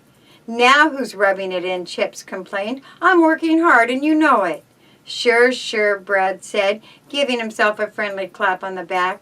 "Only maybe you ought to dig in a little harder in those elective requirements before you toss stones at anyone else." Despite the lateness of the season, the day was a pleasant one. Selecting Highway 23, the cubs, led by Brad and Mr. Hatfield, soon set off in the direction of the marsh. Their way skirted a built-up area near the city limits. A short distance beyond, they passed a sparsely settled section where a few new houses were in the process of being constructed. "How much further?" Babe asked, limping alongside Brad. He had attached himself like a puppy to the older boy, but found it impossible to imitate his smooth, easy gait. "We're almost there now," Brad encouraged him. "Guess you aren't used to hiking, are you?" "My feet hurt." "Sure, and why wouldn't they with those tight shoes? Better get yourself some that fit, Babe. The cubs do a lot of hiking." "Say, when do we eat?" demanded Red. The brisk walk had made me very hungry. "Well, we could have the roast before we gather the discs," Brad said, glancing over the terrain. "It's for the fellows to decide." "All in favor," shouted Red. Every cub voted to halt then and there and build their fire. Mr. Hatfield selected a suitable place at the edge of the marsh, not far from the road. Under his direction, the boys cleared away the dry leaves and debris to ensure the fire could not spread. While the cubs roasted wieners on long sticks over the coals, Mr. Hatfield again talked over plans for the coming round table jamboree. The pack has chosen a motto or code of honor for this month, he told the boys. It is this: be always ready. I'm ready right now for another wiener, laughed Midge, reaching into the sack Mr. Hatfield had brought along. I guess you meant the code in more serious sense, didn't you, Mr. Hatfield? Dan asked. That's right, Dan. Knights of old always were ready to defend those who could not help themselves. They were prepared to fight in the defense of liberty. Cubs can't fight real battles, protested Chips. Moral battles are real ones, the cub leader corrected. We must strive always to maintain honor, never to allow our names to be blackened. Isn't that what the cops are trying to do now? Chips demanded before he stopped to think how the question might sound. They're making such a fuss about that old money box. Brad, who sat next to the boy, gave him a quick jab in the ribs. Mr. Hatfield, however, did not take offense. I'm glad you brought up that matter of the money box, Chips, he said quietly. The police are not trying to blacken my name. Quite to the contrary. Their job is to investigate. I have complete confidence they can bring to light no information which will discredit either myself or any of the Cub Scouts. Their meal finally finished, the boys now cleared away the litter. Brad and Mr. Hatfield not only stamped out the dying coals, but for safety covered them with loose dirt. Notice that old farmhouse, Dan remarked, pointing to an unpainted, tumbled-down dwelling visible some distance away. Wonder if anyone lives there. It looks deserted, Brad agreed. The house was a gloomy two-story structure with sagging porches. Roof shingles curled, and brick foundation had partly given way. Maybe that place has ghosts, Midge suggested with a laugh. Let's go over there and find out. I thought we came out here for roofing discs, Brad reminded him. If we start off on a wild goose chase. A ghost chase, Midge corrected. Oh, the house can wait, but it does look interesting. After we get the discs, let's find out if anyone lives there. Fair enough, Brad agreed. If we don't start moving now, we won't even get our discs for our armor. It will be turning dark before long. Made aware of the sun fast lowering, the cubs walked briskly on to the cleared area where 4 new houses were being built. All were boarded up, for their interiors had not been completed. None were occupied. Now you're certain it's all right to take the discs, Mr. Hatfield asked Brad doubtfully.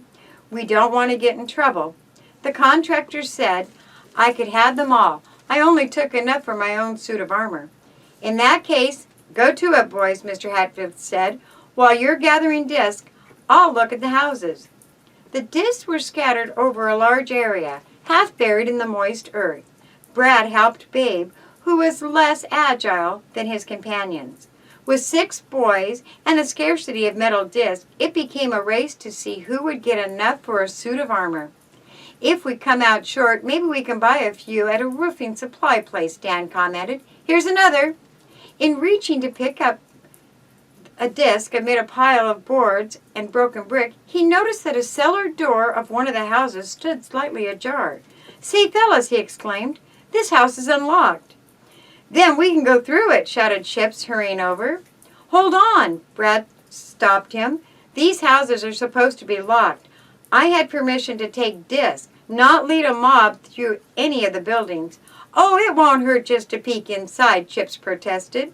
Before Brad could stop him, the boy shoved open the door. Chips, Brad shouted furiously, but the boy needed no additional warning. Already, he had been effectively halted. As the door swung outward, a figure loomed before him. Chips was so astonished to see someone in the house, he could only stare. The man was stoutish and wore soiled, wrinkled clothing. A stubble of beard gave his face a shadowy appearance. More than anything else, Chips was made aware of the dark eyes which seemed to bore directly into him. I beg your pardon, he mumbled, gathering his wits. I don't think anyone was in the house. Who are you? The man demanded harshly. A Cub Scouts. We're all Cubs. Chips was grateful that the other boys were behind him, gathering closer. We're here picking up roof desks. Well, beat it, the man said curtly. You have no business on the property. Get moving. Before Chips or the other Cubs could make any reply, he slammed the basement door in their face. Do, do, do, do. Chapter 9. A Deserted House. Well, how do you like that? Dan muttered as the Cubs gathered in the group near the newly constructed house. Who was he, Brad? Midge asked the den chief. Not the contractor. No, I never saw this fellow before, although his voice sounded sort of familiar. Maybe he's one of the workmen, Red said uneasily. After all, we are on private property. I had permission to come here for those discs, Brad insisted. Furthermore, I don't believe that fellow was a workman. He didn't talk like one. Or look like it either, added Chips. Of all the Cubs, he was the only one who had obtained a clear view of the man. You didn't know him, did you? Dan inquired. Chip shook his head. Never set eyes on him before. You know what I think? He's a tramp. Say, he did look like one, Babe cried, although he had been too far back to catch more than a glimpse of the shadowy figure. I bet a cookie he has no business being in that house. Chips went on excitedly. The nerve of him ordering us away. Why, we may have broken in, or he may be living in that house, and he shouldn't be. Without the contractor or the owner knowing anything about it, agreed Dan soberly. Say, we ought to tell Mr. Hatfield about this. At that moment, the Cub leader joined the group. He had been too far away to see the stranger or to hear any of the conversation. However, from the excited comments of the boys, he knew something was amiss. What's going on? He asked. Hurry up. Brad told him what had happened. I'm certain the man isn't a workman, he added.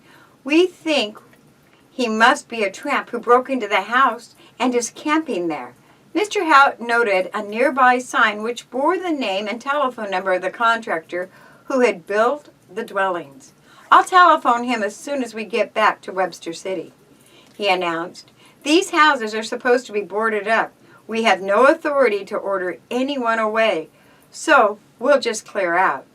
The Cubs knew that their leader's advice was sound. However, they disliked to be driven away from the premise. Gather up your discs, fellas, and let's move, Brad told the Cubs. It's getting late now, anyhow.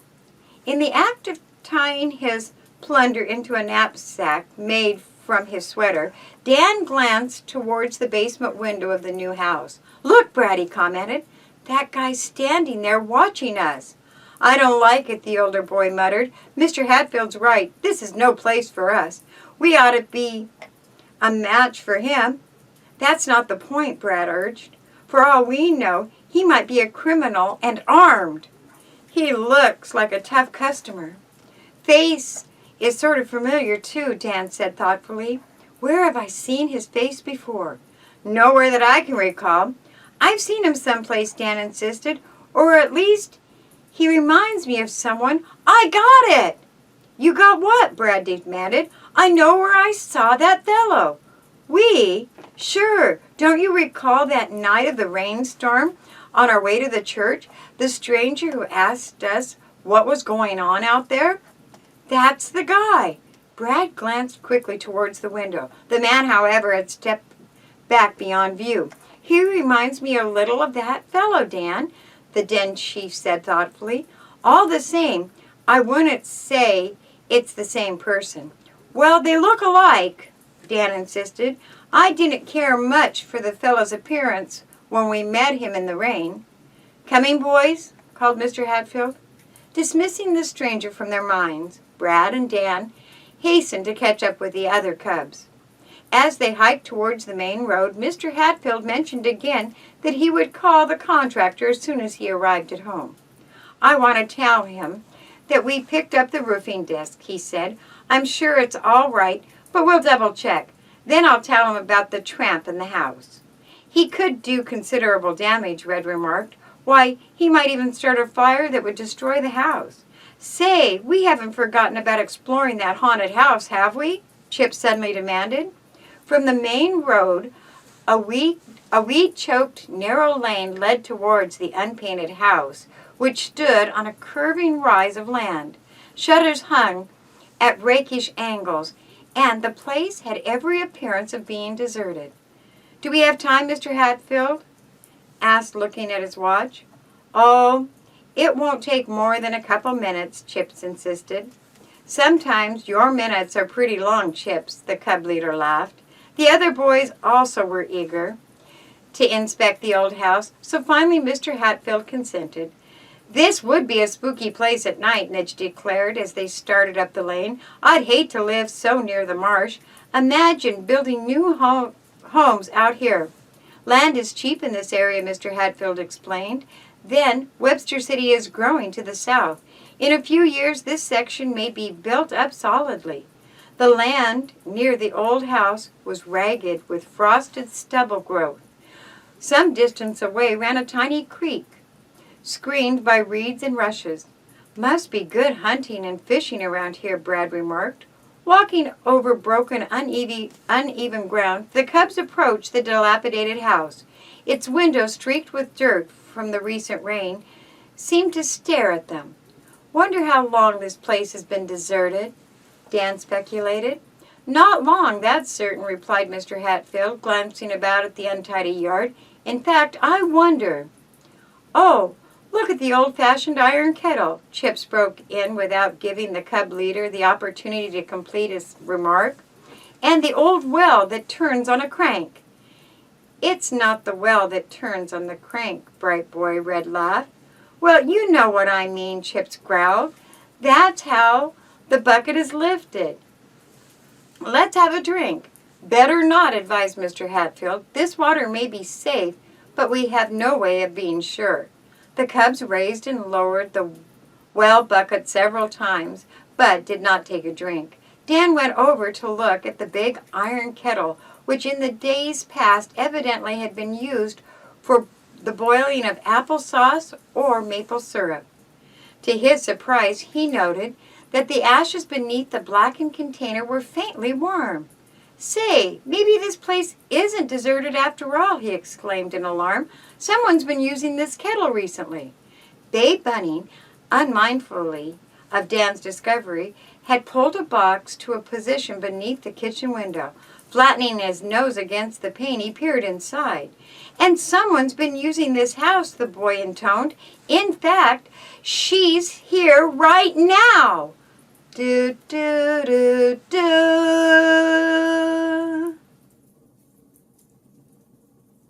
Chapter 10. Widow Jones. In confession, Babe backed away from the kitchen window. The other cubs were also embarrassed, for they had not intended to investigate an occupied dwelling. "Gee whiz," Babe muttered. "Here she comes. I bet she's sore." The kitchen door creaked open, and a mysterious she stood at the threshold, regarding the boys with curiosity rather than anger. Tall and wiry, the woman appeared to be about 50 years of age. Her iron gray hair was combed severely back from her ears. The gingham dress she wore was old-fashioned and faded from repeated washing. I'm sorry," Babe stammered, doffing his cap. I didn't know anyone lived there. The house looked so old and—" "We were just passing and stopped to look at the deep well," Brad interposed hastily. "One doesn't see one like it very often." "Or a house as run down as this," said the woman. Plainly, she had not taken offense at Babe's remark, for she smiled and said, "You boys must be on a hike." Mr. Hatfield told her about the organization and introduced the boys by name. In turn, the woman said that she was Mrs. Jones, a widow, and that she lived alone. "If you're Mrs. Jones, you must be the one Mr. Wentworth mentioned," Dan exclaimed, recalling the name. "Do you board wards for the court?" "I was supposed to take one, a harum-scarum lad who has a tendency to run away," Mrs. Jones replied. "The court promised me $8 a week to look after him. I need the money. But he never showed up." "That's because he ran away again," Dan informed the widow. "Police are still looking for him." Like as not, he wouldn't want to stay here anyway, Mrs. Jones said, her gaze sweeping the untidy yard. There's so much to be done, and no one to do it except for me. I should think a sturdy boy would be of help to you here, remarked Mr. Hatfield, and an outdoor life might be just what Jack needs. With the woods and the marsh nearby, he could get interested himself in wildlife or other adventures, which he seemed to enjoy. That's what Mr. Wentworth thought, nodded the widow. He said several city boarding places had been tried, and each time Jack has run away. The boy needs strict discipline, but from someone who has an interest in his welfare. I've always liked boys, even so-called bad ones, Mrs. Jones declared. Jack would have been good food here and a comfortable bed. The house isn't much, but after all, that's not what counts. The widow, who wore no wrap, was shivering from cold. Aware that they were keeping her, the cubs started away. But as they started off, Mr. Hatfield thought to speak of the tramp who had been seen at the groups of new homes. Since you live here alone, it might be well for you to lock your doors at night, the cub leader advised. While the fellow's probably is harmless, no one ever knows. Mrs. Jones thanked him for the warning. I'll do as you advise, she said, but I've never been afraid. It's not in my blood to be afeared of anyone or anything. The cubs apologized again for having trespassed upon her property. Now you boys just come here whenever you like, she invited cordially. Next time, maybe I'll have some cookies handy in my jar. Growing boys always are hungry. I know, because I had 3 of 'em. They're grown men now. A lonely soul, Mrs. Jones would have chatted on and on. The cubs, however, already were late. So they edged away, waved, and signaled goodbye, and trudged back to the main road. That should cure us of peeking into windows, Brad lectured Babe. She was mighty nice about it, but she could have jumped all over us. How was I to know anyone lived there, Babe defended himself. You thought yourself the house was empty. That's so, Brad admitted honestly. Mrs. Jones must be as poor as a church mouse. She needs that board money badly. And Jack needs someone like Mrs. Jones to take an interest in him, added Mr. Hatfield. She is firm but kind. Imagine living in a place like that, Chips commented with his distaste. It's a dump. The inside is clean and not badly furnished, informed the cub leader. I noticed when she had opened the door. As for the outside, the windows could be washed and the rubbish cleaned up in a few hours. Say, maybe that's a job for the cubs, proposed Brad. We're supposed to give neighborhood goodwill. What better way? That yard has a lot of rubbish, Chips said quickly. It would take more than a few hours, maybe half a day. And we're pretty busy soliciting for the church campaign, added Red, not to mention our plans for the Round Table Jamboree. It was just a suggestion, Brad shrugged. Only I thought the widows seems to need help.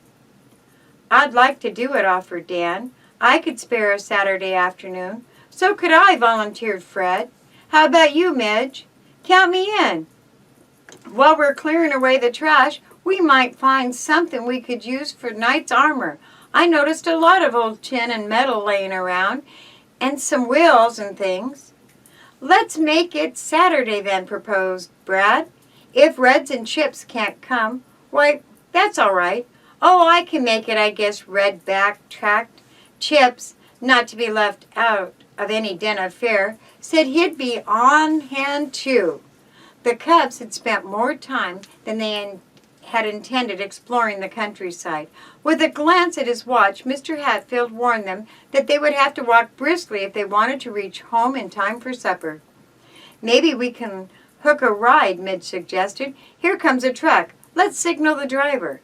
Despite his frantic hand-waving, the truck rolled on past. However, a quarter of a mile further on, the hikers observed a familiar-appearing station wagon coming towards them.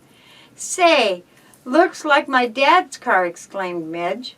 He was right. A moment later, with a screech of a brake, the station wagon halted at the side of the road.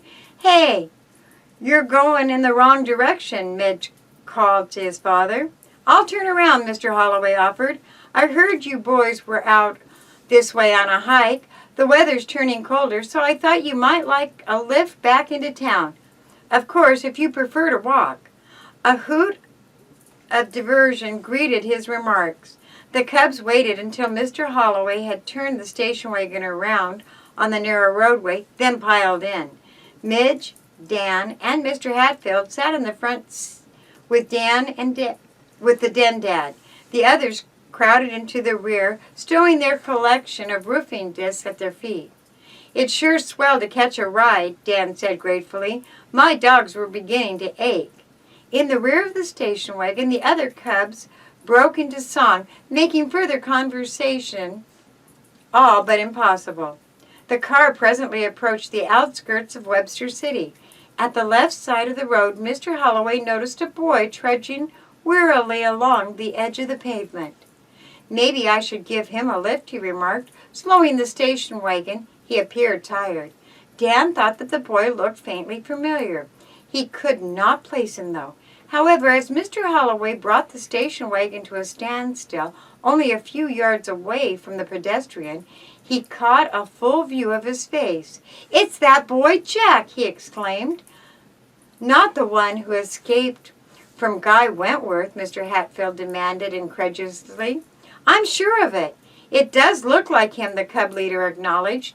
Quickly he added, "Boys, don't let on that you suspect a thing or ever have seen that lad before. If we play our cards right, we may be able to take him back where he belongs." Do, do, do, do.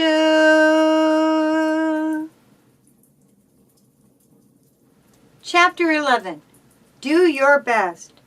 Mr. Holloway waited until the runaway boy came alongside the station wagon. "How about a lift into town?" he called cheerfully. The boy hesitated. His clothes were unpressed, his hair uncombed.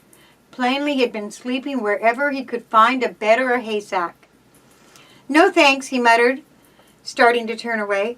"Oh, come on. You look as if you're tired," Mr. Holloway urged. He swung the door open of the station wagon. Jack gazed curiously at the cubs. Apparently, however, he did not remember either Dan or Brad, if indeed he noticed them on the night of the rainstorm. Finally, reassured by the friendly faces of the cubs, Jack slid into the front seat between Mr. Holloway and Mr. Hatfield. Dan made room for him by perching himself on the cub leader's knee, his body blocking off the door. "Going far?" Mr. Holloway asked the boy as he drove on. "Just into Webster City," the other replied reluctantly. "Glad to give you a lift," Mr. Holloway said, deliberately trying to stimulate conversation. "Which school do you attend?" "Not any right now," the boy muttered. He squirmed uneasily. "You don't like school, I take it." "Not very much. I'd rather be outdoors." "Schooling, though, is a mighty useful thing," Mr. Holloway continued. "It helps one get a better job and appreciate the good things in life." "The good things in life," Jack repeated with a snort. "That's a laugh." "You speak as if you've had a tough time," Mr. Holloway deliberately was trying to draw the boy out. "Oh, I ain't complaining," Jack returned. "I've learned to get along." "I can see that," Mr. Holloway said dryly. "But you don't seem too happy. This is the time in your life when you should be having a good time, playing football, ice skating, all the sports." A flash of interest illuminated Jack's face, but it was gone in an instant to be replaced by a look of suspicion. "Say, what are you handing me?" he demanded. "And who are all these kids?" "Cub Scouts," explained Dan. And the other's blank expression, he explained. "It's an organization for boys who aren't quite old enough to be Boy Scouts. We have a lot of fun while doing helpful things. Our motto is, always do your best," Mr. Hatfield supplied. "Most of the boys do exactly that." "Sounds sort of sappy to me," Jack said with a half sneer. "Who wants to go around with a halo always looking for good things to do?" It's more than that, Dan defended the organization. We have a lot of secret codes and things. Right now, we're getting ready to have a big pack gathering based on the Knights of the Round Table. We're making coats of armor. Despite himself, Jack was interested, but he tried not to show it. Kid stuff, he scoffed. You want to catch me being a Cub Scout? Every time you turn around, I bet someone tells you what you have to do. That isn't so, Dan denied. Mr. Hatfield is our leader. Brad is the den chief, and I am the denner.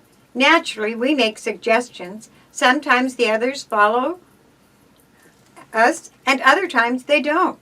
But we aren't bossy about it. Cubs, nevertheless, are required to obey orders and follow the rules, Mr. Hatfield said quietly. Society is built upon regulation. Otherwise, one would have chaos. When one person defies or disregards rules, it means hardship for someone else, added Burton Holloway, driving home the point. To heck with rules, laughed Jack. That's my motto. I fear such an attitude may bring you to serious trouble one of these days, Mr. Holloway remarked with concern. Better get on the beam, my boy. Say, I don't like these sweetness and little lectures, Jack said, his suspicion reviving. Why'd you pick me up anyhow? You ain't a plainclothes detective. No, Jack. You know my name? Yes, Jack, we do. You're a runaway from the Child Study Institute. Mr. Holloway now felt fairly safe in revealing his knowledge, for the station wagon approached the institute. As he pulled alongside the gray stone building, his young passenger recognized the familiar structure. You tricked me, he shouted furiously. His elbow gouging Dan, he tried to push open the car door. Let me out of here, he cried. No, Jack, Mr. Hatfield said, holding firm to his arm. You ran away, and you must return here. I'm sorry. Jack fought like a wildcat for a minute or two, but found himself quite helpless in the grip of the two men. What do you gain? He demanded bitterly. I'll run away again. I'll run away 1,000 times. You can't keep me. No one can. You're only cheating yourself, Mr. Holloway told him. You can't understand. You're only trying to help you. So is Mr. Wentworth and the other men at the CSI. The court is your friend. That's a laugh. If you keep on this way you've started, you'll end up in the boys' reformatory, Sam Hatfield warned. That, I can assure you, will be no fun. On the other hand, if you act sensibly and make an honest effort to cooperate, the CSI officials may give you another chance. Another chance for what? You enjoy the outdoors, Jack. Well, I happen to know that guy Wentworth was taking you to a home of Mrs. Jones. The place isn't fancy, and you'd have to work. Oh, sure. But the house is at the edge of the woods, close to the marsh.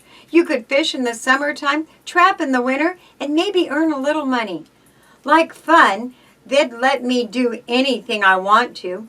I think it could be arranged. Jack, if you'll give your word to make an honest effort to get along with Mrs. Jones, I'll talk to Guy Wentworth in your behalf. How about it? Jack did not answer for a long moment. Maybe I will, he said reluctantly. I don't know. It's a lot to promise. And a promise always should be kept, Mr. Hatfield stressed. That's the way it is with the Cubs. Once given, a promise can never be broken. Well, I'm not a Cub, Jack said defiantly. I'm not anything. You could be a Cub, Jack. You could be anything you set your mind to. For you're a smart youngster with courage and determination. Well, what do you say? What do I have to promise? To go out to Widow Jones' place, if the court elects to return you there. Just promise to do your best and treat her squarely, the same way she'll treat you. Okay, I'll give it a try, Jack agreed. You got me in a tight spot right now. No, Jack, Mr. Hatfield corrected. You've been in a tight spot for many years. I don't want you to feel that you're being pressured into anything. This decision must be yours alone. I gave my promise, didn't I? Jack growled, squirming uncomfortably. And you mean it? Course. Want me to swear on a Bible or something? No, Jack. We'll just shake hands on that promise. The Cub handshake with 2 fingers extended. Here, I'll show you. The cub leader demonstrated the grip used by the other boys. Then he swung open the car door and motioned for Jack to step out. He made no further efforts to hold the boy. Dan and the other cubs watched anxiously, fearful lest Jack make a bolt for freedom. The boy seemed to be thinking of it as he gazed up and down the nearly deserted street. Then he drew a deep breath and faced Mr. Hatfield. "Come on," he growled. "Let's get it over with." The two entered the Child Study Institute together. Mr. Hatfield was gone more than 20 minutes. Eagerly, the cubs awaited his report. "I had quite a talk with Guy Wentworth," he said. "At first, he was inclined to give the boy the works, but I convinced him otherwise." "Will Jack be sent to Mrs. Jones' place?" Dan questioned. "That's the plan, if she's still willing to take him. Mr. Wentworth has agreed Jack may have this last chance to settle down and make good. If he runs away again, though, it means the state reformatory for him." "Do you think Mrs. Jones can handle him?" asked Burton Holloway as he started the engine of the station wagon. "Jack needs a firm hand." "She can manage him if anyone can," Mr. Hatfield replied confidently. "Furthermore, she needs the money. It will make an ideal arrangement provided Jack doesn't let us down." Mr. Holloway dropped the boys off at their various homes.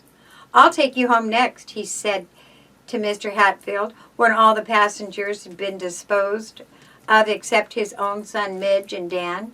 "I can walk from Mr. Hatfield's place," the latter offered. "It's only a step." As the station wagon pulled up in front of his home, Mr. Hatfield noted at once that a black car with the numeral 145 stood at the curb.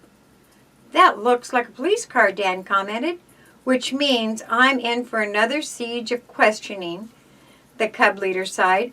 With Dan, he alighted from the station wagon. "I'm trying to cooperate, but I've already told the police everything I know about the money box." "Well, good luck, Mr. Holloway," said cheerfully, shifting gears. "Don't let it get you down." The station wagon drove off down the street. Dan started to say goodbye to Mr. Hatfield. Before he could leave, however, two police officers came out of the house. "I'm Captain Eggleston," one of the men introduced himself. He spoke directly to the cub leader. "You're Mr. Hatfield." "That's right. We'd like to talk to you." "I'll be glad to answer your questions," Mr. Hatfield replied politely. "However, it seems pointless to keep going over the same ground. I've told you everything I know about the missing money box." "We still have a few questions to ask," Captain Eggleston replied. "In fact, we have some new evidence." "New evidence? May we talk to you inside the house?" "Certainly," responded Mr. Hatfield, somewhat puzzled by the serious attitude of the police. As he started to accompany the two men, Dan turned away. "Aren't you the boy who found the box at the church?" Captain Eggleston asked him. "Yes, sir." "Then you may as well stick around," the captain advised. "We may have a few questions for you, too." Do, do, do, do. Chapter 12. A Pair of Legs. Feeling almost as if he were a suspect in a crime case, Dan followed Mr. Hatfield and the two police officers into the house. Captain Eggleston began to interview by asking routine questions of both Dan and Mr. Hatfield. Then abruptly he announced that a check had been made of the car license number noted down by the cubs on the night of the heavy rainstorm. "The automobile belongs to Frank Jankowski, a salesman for the V.H. Everest Hardware Company," he informed him. "Mr. Jankowski," Dan exclaimed. Obviously, the boys were mistaken in thinking that the car was following us. Mr. Hatfield said, "Imaginations play strange tricks on the mind. I thought myself, at least for a while, that they were being followed." "You're giving us several false steers in this investigation," Captain Eggleston said rather severely. "What are you trying to hide?" The question irritated Mr. Hatfield. He tried not to show resentment and kept his voice controlled as he replied, "Absolutely nothing." "You say you placed the money box in a drawer in your desk?" "That's correct." "You considered it a safe place?" "Safe enough. If I had thought it, I'd have made another disposition of the box in another location." "Why did you delay in calling the police?" "We've gone over all that before," Mr. Hatfield said wearily. "It was late, and frankly I was tired. I didn't feel equal to a long harangue with police until I was more rested, so I waited until morning. The first discovery that the box was gone was when the police arrived here." "That is correct." "And to your knowledge no one entered or left the house in the meantime." "My wife was here, of course. I don't recall anyone else, unless one of the cubs dropped in." "No woman?" "Not so far as I know." Mr. Hatfield was amazed by the question. He could tell that Captain Eggleston was leading up to a climax, but what it was he could not guess. The police officer withdrew an ornamental button from his pocket. Carelessly he dropped it on the table. Dan noticed that the button was an unusual one, a black jet cut in a diamond shape. "Ever see this before?" Captain Eggleston asked. "I don't think so," Mr. Hatfield replied, examining the button minutely. "Why?" "Your wife allowed us to examine the study again. We found this button in the drawer where she said you kept that tin box. It looks like a button from a woman's dress, but I don't recall that my wife has one with jet fasteners." "So she said." Captain Eggleston picked up the button and dropped it into his pocket again. "The button may or may not be a clue. It's not much to go on in any case." "You think the box may have been taken by a woman?" Mr. Hatfield asked in amazement. "This button is the only thing that points in that direction. It may have been in the drawer for a long while." "I never saw it before. At least, I never noticed it." The policeman at last seemed to accept Mr. Hatfield's word that he had told them everything he knew about the disappearance, then asked Dan a few routine questions and finally left. "I'll be jogging along too," Dan said. "If I don't get on the move, I'll be late for supper." "Don't forget your roofing disc," Mr. Hatfield reminded him. "See you tomorrow. Meanwhile, don't worry about the money. Sooner or later, the police will turn up a clue." On his way to the door, Dan asked the cub leader if he thought the jet button had any real significance. "I can't see it myself," Mr. Hatfield replied, "though how the button came to be in the desk is a puzzle too. This whole thing is giving me a headache." "It was my fault for finding the box in the first place." Mr. Hatfield laughed and clapped Dan on the back. "Now none of that talk, Dan," he chided. "We'll get this thing straightened out. Forget about it and let me do the worrying." Despite the cub leader's admiration, Dan could not drive thoughts of the tin box from his mind. That night, from his father, he learned that it was generally known in Webster City that the cubs had found the box. Furthermore, a number of thoughtless persons were criticizing Mr. Hatfield for not having taken better care of the money. "It's awkward that several people have put in a claim for the cash," his father added. "At least 2 of them must be fake claims, Dad." "I'd judge so," agreed his father, "but to prove it may be not that easy." On the following day, the cubs met briefly at the church to compare notes on how they were making their suits of armor. Mrs. Hatfield and Mrs. Holloway both were there to help the boys with the work. Brad was the only one who had finished his suit. In a burst of enthusiasm, he had gone ahead, making a cardboard horse which could be worn over his shoulders. "We ought to have the best round table of any of the dens," Dan declared, his enthusiasm at a high pitch. At that moment, Babe uttered a loud wail. In the act of painting a coat of arms on a banner, he had upset a can of red paint. "Dope!" Chip scolded the younger boy. "Why don't you watch what you're doing?" "I'm sorry," Babe mumbled. "I accidentally kicked the can with my feet." "Just look at what you've done to the carpet. The church will be making us pay for it. The trustees will say the cubs are just a bunch of careless babies who destroy property." "I'm not a baby," the younger boy said furiously. "It was an accident." "Of course it was an accident," interposed Mrs. Hatfield. "One we're quite prepared for, too." While the cubs watched in admiration, she wiped up the paint and cleaned the carpet with turpentine. "There, Every trace is gone, she assured the crestfallen babe. Chips, a knight should practice chivalry, don't you think? What's that? He demanded suspiciously. It means being polite and courteous to others. Well, Babe was awkward, said Chip angrily. So are we all at times, Chips. Speaking of the knight's code of honor, our den should have one. Any suggestions? We already have one rule, Dan replied. Be always ready. Let's work out some others, suggested Mrs. Hatfield. Everyone think hard. Keep away from deep water, Red offered eagerly. Several of the cubs snickered. Mrs. Hatfield, however, nodded her head approvingly. An excellent safety rule, Red.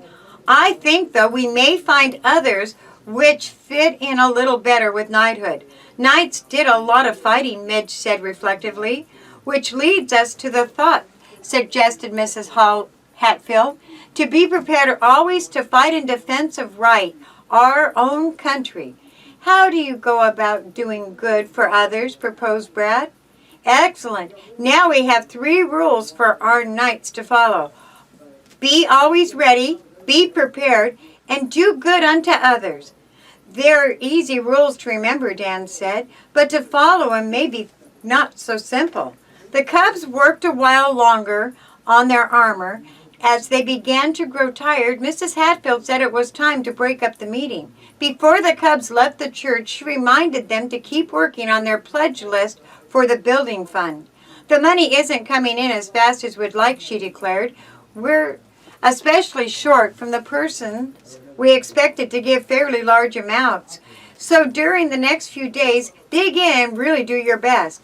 Dan and Brad were the last to leave, lingering behind to help Miss Hatfield and Mrs. Holloway clean up the litter.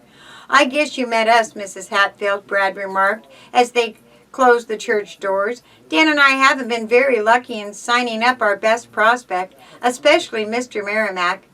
You've worked hard, I know, she praised him. All the same, it might be worthwhile to call on Mr. Merrimack again. He might change his mind if you use your best powers of persuasion. I doubt that. Knowing him, Brad replied gloomily. We can try, though. After leaving Mrs. Hatfield, the 2 boys walked on to the Merrimack home. Neither of them had any enthusiasm for the interview ahead. Well, let's get it over with, Brad sighed, and he shoved hard on the doorbell. He can't do any worse than turn us down again. Mr. Merrimack kept the boys waiting repeatedly. Brad jabbed the fingers of the doorbell. He's in there, Dan insisted. I can hear him moving around. Like as not, he's seen us from the window and he's hiding out, Brad returned in disgust. Merrimack is playing hard to get. Annoyed because the elderly gentleman refused to come to the door, he punched the doorbell 2 or 3 times in rapid succession and then gave up. Makes me sick, he complained. Mr. Merrimack at least ought to see us. That's only common courtesy. I'm leaving the premises. The boys walked around towards the rear of the house. Why, the kitchen window is wide open, Dan observed in surprise. Mr. Merrimack, they both knew, was no fresh air fiend. Furthermore, the weather was far too cold for one comfortably to keep the window wide open. That's funny, Brad said. Stop short. Say! As the 2 Cub Scouts stared in utter amazement, a pair of legs protruded from the window. Before either Dan or Brad could recover from astonishment, a man leapt lightly onto the ground. Seeing the 2 boys, he ducked his head and ran towards the alley. Do, do, do, do.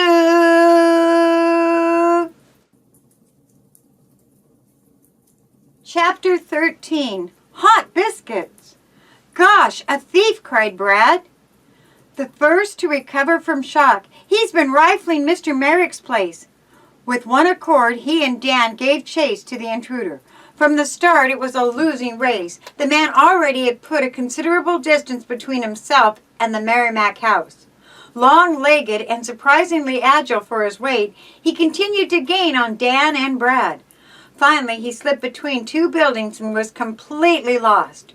Winded, the boys halted to consider what to do next. Not a chance to catch him now, Brad puffed. Let's call the police, and then go back to Merrimack's place. He may have slugged that old man. Brad, didn't you think that fellow looked like the tramp we saw out near the marsh? Well, he had the same general build, Dan. I didn't see his face. Neither did I. He purposely kept his hat pulled low over his eyes. Heck, just our luck to let him get away. For all we know, he might even be the one who stole the money box. That's possible, Brad agreed. Our best bet is to put police on his trail. If we can furnish a good description, they may be able to pick him up. Circling the block to make certain the intruder had not emerged elsewhere in the vicinity, the boys sought a policeman. Unable to find one in the neighborhood, they telephoned their report to the central station. Well, that's done, Brad said in relief. Now let's hustle back to Mary Mac's place and find out if the old man's been hurt. I've got a mighty uneasy feeling. Upon arriving at the Merrimack home a few minutes later, the boys saw that the kitchen window remained wide open. Raise me up and I'll look in, Dan proposed. Brad lifted him so that he could grab the sill and partly support his own weight. See anything? There's no one on the floor, but I can only see the kitchen. I think I should crawl in on it. Brad was given no opportunity to decide, for just then a hand was laid heavily upon his shoulder. Startled, he whirled around so suddenly that his supporting shoulder deprived Dan of the substantial base. The younger boy lost his balance and slipped to the ground. What's going on here? Trying to break in, eh? Dan and Brad found themselves confronted by Atwood Merrimack. The sack of groceries clutched in one hand, he held Brad with the other as he gazed sternly at the two cubs. Oh, it's you, Mr. Merrimack, Brad murmured in relief. We're glad to see you're all right. I can imagine you're glad to see me. Sort of caught in the act, didn't I? Brad and Dan were aghast. You can't think we were trying to break in, the latter gasped. Unless appearances are deceitful, you give the first-class invitation, my lad, of being thieves breaking in. How did the window get open? In their anxiety to clear themselves, both boys talked at once. Mr. Merrimack Wrinkled's face softened as he listened. So you thought I might have been laid out, he declared in satisfaction. I didn't know anyone had that much interest in my welfare. Then, as the full implication of the wide-open window came to him, he added anxiously, This makes the second time my house has been entered. I wonder what's missing this time. Handing the sack of groceries to Brad, the elderly man unlocked the kitchen door. Come in, he invited as the boys hesitated. We'll see what's what. Nothing appears to have been disturbed in the kitchen. The room, however, was in a frightful state of disorder. Mr. Merrimack had not washed the breakfast dishes, and the remains of the meager lunch remained on the white porcelain table. I haven't had time to clean up yet today, he apologized. Living alone makes one fall into careless habits. With the boys close at his heels, Mr. Merrimack went from room to room. In none was there any evidence of anything having been taken. Everything is exactly as I left it a half an hour ago when I went to the grocery store, Mr. Merrimack said in a puzzled tone. You're sure you saw that fellow crawling out of the window? We not only saw him, we chased him down the alley, Dan said earnestly. You believe us, don't you? Yes, I'm not doubting your word. Only it seems strange. Twice in a week my house has been entered. This time you must have driven the thief off. That's probably what happened, Brad agreed. I certainly rang the doorbell hard. When your place was entered the other time, you really lost money, Dan asked hesitantly. Certainly I did. More than $2,000. I kept it in a tin box in the drawer in the dining room buffet. Brad and Dan were convinced that the money they had found in the church must belong to Mr. Merrimack rather than the other claimants.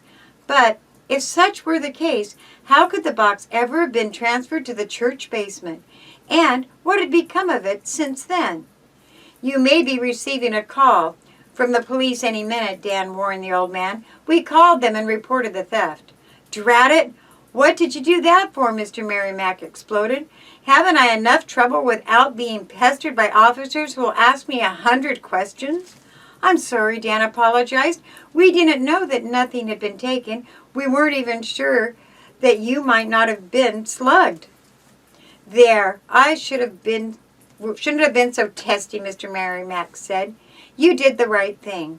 Dan and Brad decided that nothing could be gained at that moment by speaking to the old man about the church building pledge. It would be far wiser, they thought, to bring the matter up at another time. Come back whenever you feel like it, Mr. Merrimack invited the cubs as he escorted them to the front door. I'm always glad to see you. Why, thanks, Mr. Merrimack, Dan returned, startled by the elderly man's cordiality. Later on, we'll talk about the church building fund, Merrimack added, apparently guessing why the boys had come. Losing all that money upset me. If I get it back, I'll not forget you. With this promise, Dan and Brad had to content themselves. All week, the cubs worked on their armor and made preparations for the scheduled round table gathering. So enthusiastic were all the cubs that it had been decided not only Den 2, but the entire pack comprised of 3 Webster City dens would take part. Nearly every morning before school, Dan was up early making articles which would be used at the grand knighting ceremony. I'm glad to see you painting and making designs, his mother praised his work. I wish, though, you'd conduct your creative experiments outdoors. Fresh paint doesn't go well with the pattern of my kitchen linoleum. Dan took the hint and used the back porch for his work.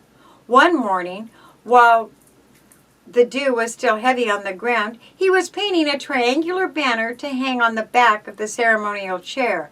Dan brushed on 2 red diamonds and then experimented with a few bright blue X marks sprinkled at random over the surface. Hard at work? Inquired a friendly voice. Dan glanced up to see the milkman looking over his shoulder. He had not heard the wagon drive up. Sure, Dan grinned, moving aside so the man could reach the milk box at the doorstep.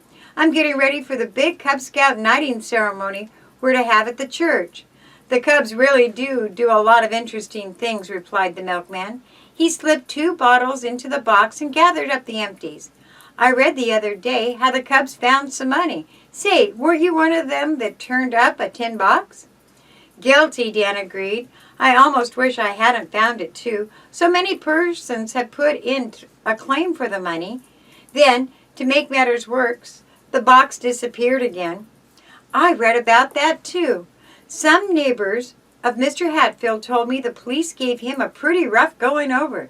They questioned him, the same as they did me, Dan replied indignantly. But that's routine. He doesn't know what became of the money. Someone swiped it from his house. When was the box supposed to have disappeared? No one knows. We took it there the night we found it in the church. Then the next morning, when the police came, Mr. Hatfield couldn't find it. You know, I've been wondering if I should have reported this, the milkman said thoughtfully. Report what? I didn't think anything about it until I read about the box disappearing, Dan. Then I began to wonder. I was delivering milk to the house across the street from the Hatfield place. It must have been about 6 o'clock. What did you see? Dan asked impatiently.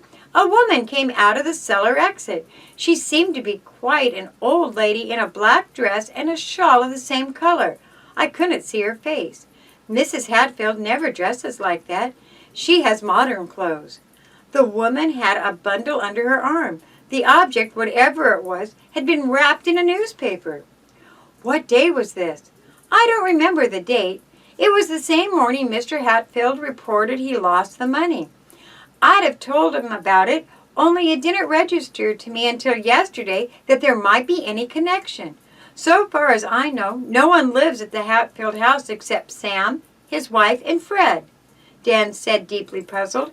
Who could have that old lady been? There was no one I knew.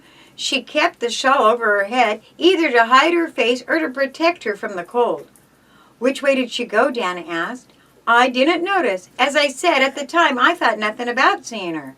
I think Mr. Hatfield should know about this, and maybe the police, said Dan. So far the only clue found is a black jet button. Apparently it came from a woman's dress. But how could a woman have known about the box? The milkman did not try to answer. Already late on his route, he started towards his wagon. "I won't get a chance to talk to Mr. Hatfield until late tonight," he called over his shoulder. "If you think what I told you means anything, Dan, let him know for me." "I'll do it right away," the boy promised. Even before the milk wagon was out of sight, he had gathered up his material. "Mom, how about rushing breakfast?" he asked, carrying both the milk and his work into the kitchen. "I want to see Mr. Hatfield before I go to school." "I'll set the food right on," his mother promised. Dan ate on the fly. "Don't look for me after school tonight," he advised as he banged out the door. "The Cubs are having a cookout." At the Hatfield home, Dan found the Cub leader, his wife, and Fred eating their own breakfast. "Have a roll or some chocolate with us?" Mrs. Hatfield invited. "I've had my breakfast," Dan replied, eyeing the sugary hot rolls with a greedy eye. "Oh, a growing boy always can eat a little more," Mrs. Hatfield laughed, offering him a chair. "Do have something with us, Dan." Thus urged, the boy slid into the seat by the window. As he sipped hot chocolate, he told Mr. Hatfield what the milkman had reported. "An elderly woman in black?" Mrs. Hatfield explained. "I can't imagine." "You've had no cleaning woman?" asked Dan. "Not in weeks, Dan, and no visitors at such an early hour in the morning. I lock all the doors that night." "We brought the box here," Mr. Hatfield said slowly. "The one opening into the cellar?" his wife asked him. "Well, I'm not sure." "Which means you didn't," Mrs. Hatfield said. "Oh, Sam, you were careless." "I'm afraid so," the Cub leader admitted, "after all the preaching I've done to the Cubs, too." "It wasn't your fault," Dan said loyally. "Until lately, it's never been necessary to lock a house up tight to keep one's belongings safe." "This always has been a good neighborhood," Mr. Hatfield agreed. "The fact gave me a false sense of security, I'm afraid." "If the milkman saw a woman leaving the house, that's obviously where the money box went," Mrs. Hatfield declared, refilling Dan's cup with chocolate. "It explains, too, why the police found a jet button near where the box had been hidden." "But who could the woman have been?" Mr. Hatfield murmured. "So far as I know, the only person besides the Cubs who knew about the box was that man caught peeping into the church." "He must have told others," Mrs. Hatfield reasons. "We can be fairly certain of that because so many claims were put in for the money." "Learning about this woman convinces me of one thing," said Mr. Hatfield. "I'm positive none of the Cubs told about the box. The leak came from another source." "Will you tell the police?" Dan questioned. "Yes, Dan. This clue may be the most important one yet. I've begun to think, though, that the money will never be recovered. In that case, it's the rightful claimant can prove his assertion. I'll make good the loss." "That doesn't seem fair, Mr. Hatfield," Dan protested. "I assumed responsibility for the money, Dan. Seemingly, it was lost through my carelessness. I couldn't face the Cubs if I didn't make good." Dan said no more. He knew that Mr. Hatfield, being a man of honor, would keep his word. However, he realized also that the Hatfields were only moderately well fixed and could not afford to lose so much of their savings. "Now, don't worry about it, Dan," Mr. Hatfield said as they all arose from the breakfast table. "You're taking this matter entirely too seriously. Everything will come out in the wash. If the money isn't found, we'll give up that new car we had intended to buy," declared Mrs. Hatfield. "Expensive automobiles are an unnecessary luxury." Dan looked so troubled that Mr. Hatfield, to take his mind off the money box, said quickly, "All set for the cookout tonight?" "Yes, sir. Remind all the Cubs to meet here at my house right after school. Now you and Fred had better get along to school or you'll be late." Dan thanked the Hatfields for the breakfast and gathered up his books and went off with Fred. Later, after school had been dismissed for the day, all the Cubs met at the Hatfield home for a hike and a cookout. No more was said about the missing tin box, for the Cub leader felt that the matter had been too much discussed already. He preferred to have the boys center thoughts on the night crusade and their own activities. Nevertheless, Dan fell into a step with Brad as they set off for a marsh area, again bringing up the recent incident at Mr. Merrimack's home. So far as either boy knew, police had not been able to catch the man who had fled from the dwelling. Brad, do you suppose there could be any connection between that theft and the woman who took the tin box? Dan speculated. Search me, Brad returned, shifting his knapsack to the other shoulder. Let's forget the money for tonight and just have fun. Mr. Hatfield's worried enough without us always reminding him of it. You're right, Dan agreed, properly set down. Guess I have had it on my mind a lot lately. The boys hiked to an old mill of historical interest. After spending a while there, they backtracked to the marshland area. I wonder if that old tramp is still camped out in the new house, Dan speculated, as they passed the construction site. Mr. Hatfield heard the remark. I can answer that one, he informed the group. I talked to Mr. Keller, the contractor. He checked and found you boys were right. Then, the man was a tramp, Brad asked? Yes. He had managed to get in through the cellar window and then had unlocked the doors from inside. Until he was caught, he enjoyed quite a comfortable existence. Arrested, Brad questioned. No, he slipped away before Mr. Keller could call the police. I understand no damage was done to the property. He easily could have set the place on fire, though. Say, when do we eat? Demanded Midge impatiently. The sun's getting low. We can stop anywhere, Mr. Hatfield said. Look for a suitable place. How about the one we used last time? Suggested Chips. It will save us clearing the ground. The other cubs shared Chips' impatience. So a little further on, a halt was called. While Brad and Dan built a fire, Mr. Hatfield set up a reflector oven which had made from a square 5-gallon oil can. Pretty fancy, aren't we? Red said admiringly. What are we eating? Biscuits, fried eggs, and bacon? How does it sound? Swell, Red answered, smacking his lips. Just lead me to it. Lead you to it like fun, snorted Brad. You're going to help stir up the biscuits, not have 'em served to you on golden brown on a tin plate. Me make biscuits? I don't know how. You can learn, the den chief assured him. Nothing to it when you use biscuit mix. Just add water and stir.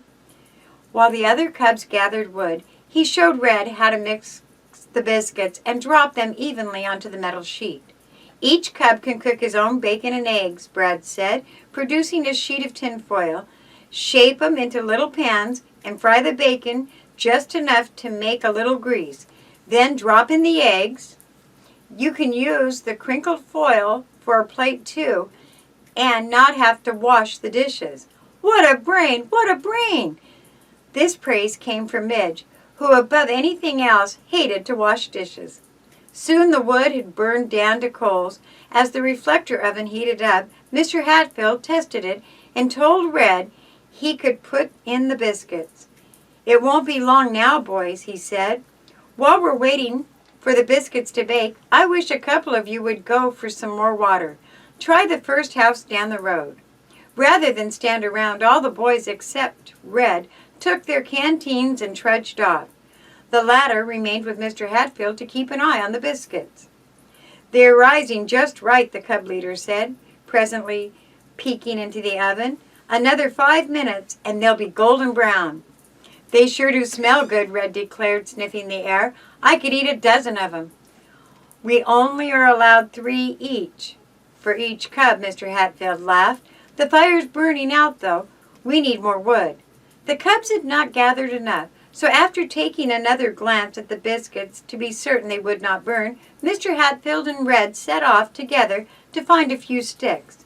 Suitable wood was not to be found close to camp. Already the cubs had gathered this. Compelled to seek further away, the cub leader and Red consumed more time than they had intended in gathering sticks. Let's get back, Mr. Hatfield advised. If we let those biscuits burn, the boys will mob us. As the two returned to the campfire, they met the Cub Scouts trotting in with their filled canteens. Hey, yelled Dan, aren't those biscuits done yet? "They should be," Mr. Hatfield answered. "Start your eggs frying, boys, so everything will come out of the fire at the same time. Brad, will you show 'em what to do?" "How about those biscuits?" Red said anxiously. "They've been in the oven a long time." "Not too long," replied Mr. Hatfield.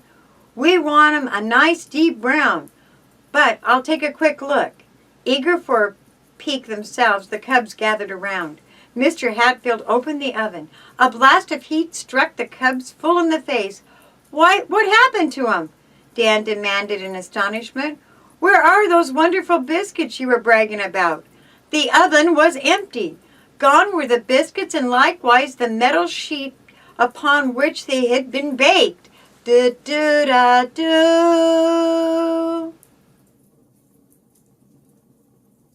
Chapter 14. Beside the campfire. The cubs stared at the empty oven, uncertain whether or not Mr. Hatfield and Red had played a trick upon them. "Hey, where are they?" Midge demanded. "Who swiped the biscuits?" "That's what I want to know," said Mr. Hatfield. His grim tone left no doubt that the biscuits actually were missing. Their disappearance was as mysterious to Mr. Hatfield and Red as to the other boys. "Why, they were here a few minutes ago," Red exclaimed indignantly. "Someone swiped them." Mr. Hatfield glanced quickly about the camp. No one, however, was in sight. "Of all the dirty tricks," Dan exploded, "taking the food right out of our mouths." "How about the bacon and eggs?" Fred demanded. "Have they walked off too?" A check disclosed that the other food remained untouched. "Go ahead and fry your bacon and eggs," Mr. Hatfield advised. "Brad and I will take a quick look around." The pair circled the camp, even venturing a short distance into the woods.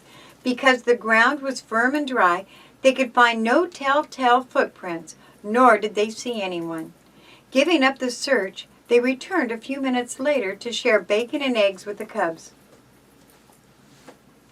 "This supper is ruined without the biscuits," Red complained. "I made 'em super. Honestly, I did." "I'll bet they turned out so hard that you were afraid to serve 'em," Babe joked. "So to fool us, you burned 'em." "That's not so," Red denied hotly. "The biscuits were perfect when Mr. Hatfield and I went to gather wood. Someone stole 'em." "It may be that tramp who hid out in the house," Brad said thoughtfully. "For all we know, he may still be around somewhere." "Just wait until I meet him again," Midge declared, scraping the last bit of egg from his tinfoil cut plate. "I'll give him a piece of my mind." "Maybe it wasn't the tramp," speculated Chips. He poked the coals with a stick and, having stirred the flames, tossed the crumpled ball of foil in the fire. "Who else could it have been?" demanded Fred. "We've seen no one on the road, only cars that whiz past at 25 miles an hour." Chips had fastened his gaze upon the unpainted dwelling owned by the Widow Jones. The old house was some distance away, but visible through the trees. "Remember that runaway boy?" he reminded the cubs. "He was taken back to Mrs. Jones' house, wasn't he?" "That's right," said Mr. Hatfield. Squatting beside the fire, he had listened with interest to the speculation of the cubs. "Well, I'll bet a cent he went off with our food," Chips announced. "Let's go to the house and find out." "Yeah," cried Midge. "We aren't going to let him get away with it, are we?" "Just a minute, boys," interposed Mr. Hatfield. "You're leaping to pretty fast conclusions. In my opinion, it would be a mistake, one of the worst kind, to go to Mrs. Jones and complain about the boy. We might be doing him a rank injustice." "Don't forget the tramp," added Brad significantly. "A second ago you fellows were equally sure he was the culprit." "Well, it wouldn't do any harm to go to the house and inquire," Chips insisted. "We could be sort of," he groped for words. "Discreet?" said Mr. Hatfield, smiling. "That's what I mean. I had intended to stop at the Jones house anyway," Mr. Hatfield admitted, starting to stamp out the dying coals. "But my purpose is entirely friendly. I'm curious to learn how Jack is getting along." "Let's all go," Chips urged. "We want to see if he's well fed, especially on biscuits." "Chips." "I'm a bit uncertain." "Oh, I'll watch myself," the boy assured him quickly. You can do most of the talking. We'll just listen and keep our eyes open." "I'm sure I can depend upon you," the cub leader nodded. "Well, let's clean up camp. It's getting on towards dark." The cubs put out the fire, covering the smoking coals with loose dirt. Their knapsacks loaded, they soon were ready to hit the trail. "Now remember, boys," Mr. Hatfield warned as the group approached the Jones dwelling, "even if you are suspicious, don't make any accusations. Jack already is in a bad spot.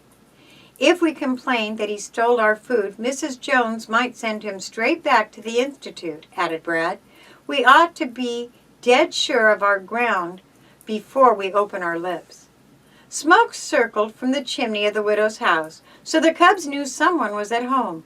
The yard remained untidy, reminding them that they still had a Saturday task before them. However, there was evidence that someone had been doing considerable work. Kindling wood had been cut, and a cord wood neatly sawed and stacked by the sagging porch. Mr. Hatfield rapped on the door. In a moment, Mrs. Jones appeared in her kitchen apron, smiling as she saw the cubs. The cub leader politely told her he had come to inquire how Jack Phillips was getting along. Immediately, Mrs. Jones looked troubled. "That boy!" she exclaimed. "If I hadn't had a handful." "I hoped he hasn't been giving you a bad time," Mr. Hatfield returned. "Well, yes and no. There's good stuff in the lad, but he's a problem. Keeping him at home is one of them, I judge." Mrs. Jones drew a deep sigh. "Jack is off somewhere this very minute. Early this morning I told him to cut wood. He went through the job like a house afire, and then before I knew it, he was gone. Wandering in the woods, perhaps. Yes, that boy is like a wild thing with his love of the outdoors. He went off for 3 hours yesterday, and I gave him a switching when he came back. But I didn't prevent him from trying the same trick again today." Mr. Hatfield smiled as the widow mentioned the switching. She was a frail little woman, weighing a scant 100 pounds. Jack, by contrast, was built like a football player and heavy for his age. "I don't think the switching hurt him any," Mrs. Jones said. "The scamp sort of laughed while I was doing it. I'm right provoked at him today, though. He took the rifle when he left." "Why, isn't that rather dangerous?" "Oh, Jack's a good shot," Mrs. Jones informed him.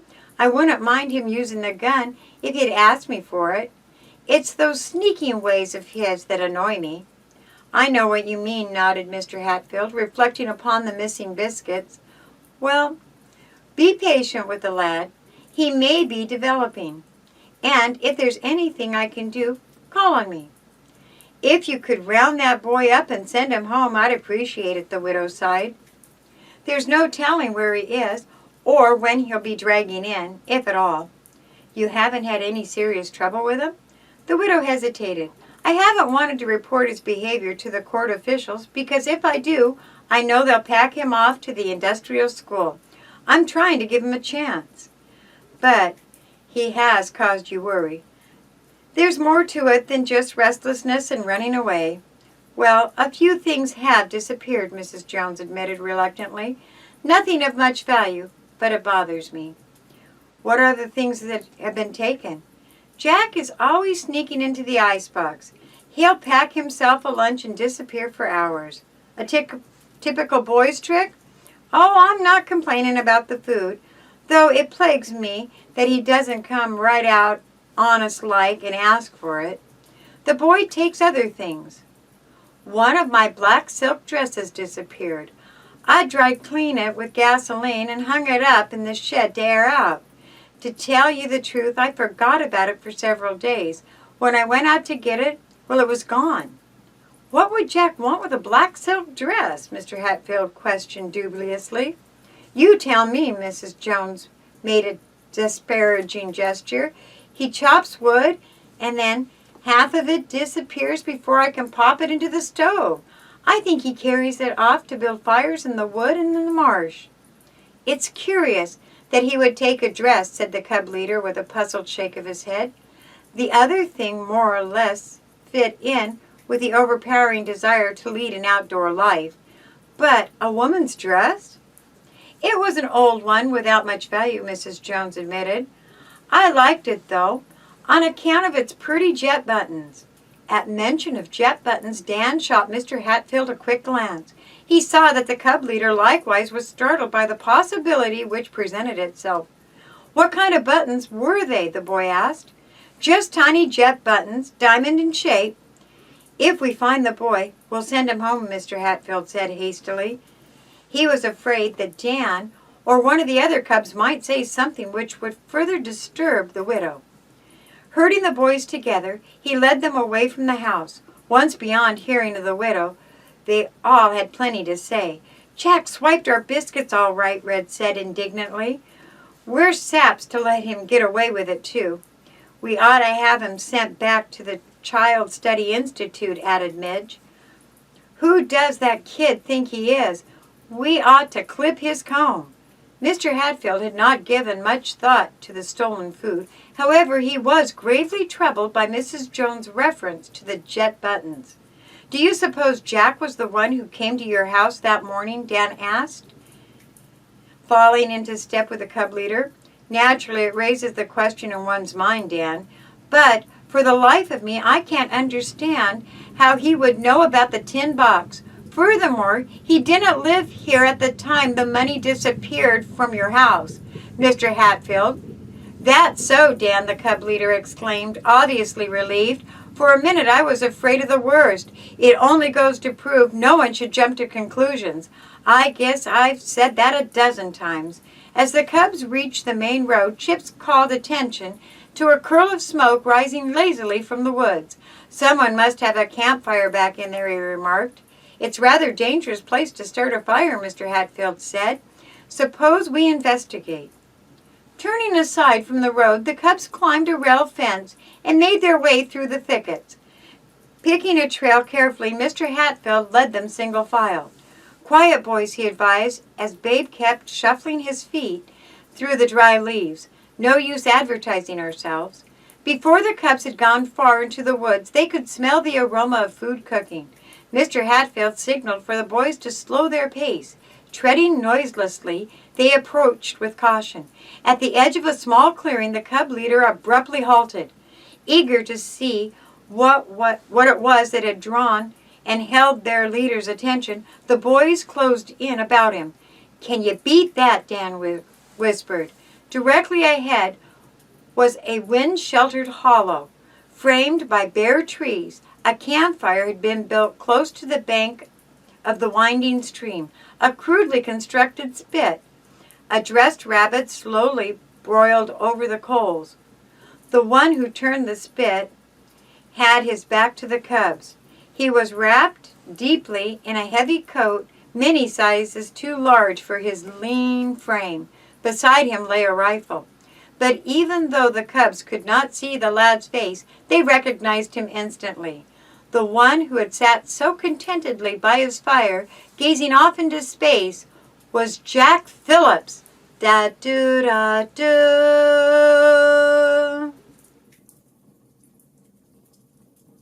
Chapter 15. A Hint from Jack. Mr. Hatfield did not fail to note the rifle, which he knew had been taken from Mrs. Jones' home. Undoubtedly, it was loaded. He reasoned, if Jack were disposed to make trouble, he could easily do so. Saying nothing to the cubs of his misgivings, the cub leader stepped boldly into the clearing. Hearing the crackle of a stick, Jack whirled around. Instinctively, he reached for the rifle. Then, recognizing Mr. Hatfield, he merely allowed his hand to rest on the butt. His attitude, however, was wary. "How are you, Jack?" the cub leader greeted him. "A nice little camp you have here. Did you shoot the rabbit yourself?" "Who else?" Jack retorted, a trifle defiant. "You did a good job on cleaning it, too," the cub leader praised him. "I can see you're handy and know how to get along." Jack made no reply. Guardedly, he eyed the cubs, who gradually had encircled in around the campfire. "No biscuits?" demanded Red, scanning every inch of the camp. "I never learned how to bake 'em," Jack admitted, relaxing a bit. "You have to have an oven for that." A reflector oven isn't hard to make, Mr. Hatfield said. Any of the cubs could teach you. They could? Jack gazed at the boys with new respect.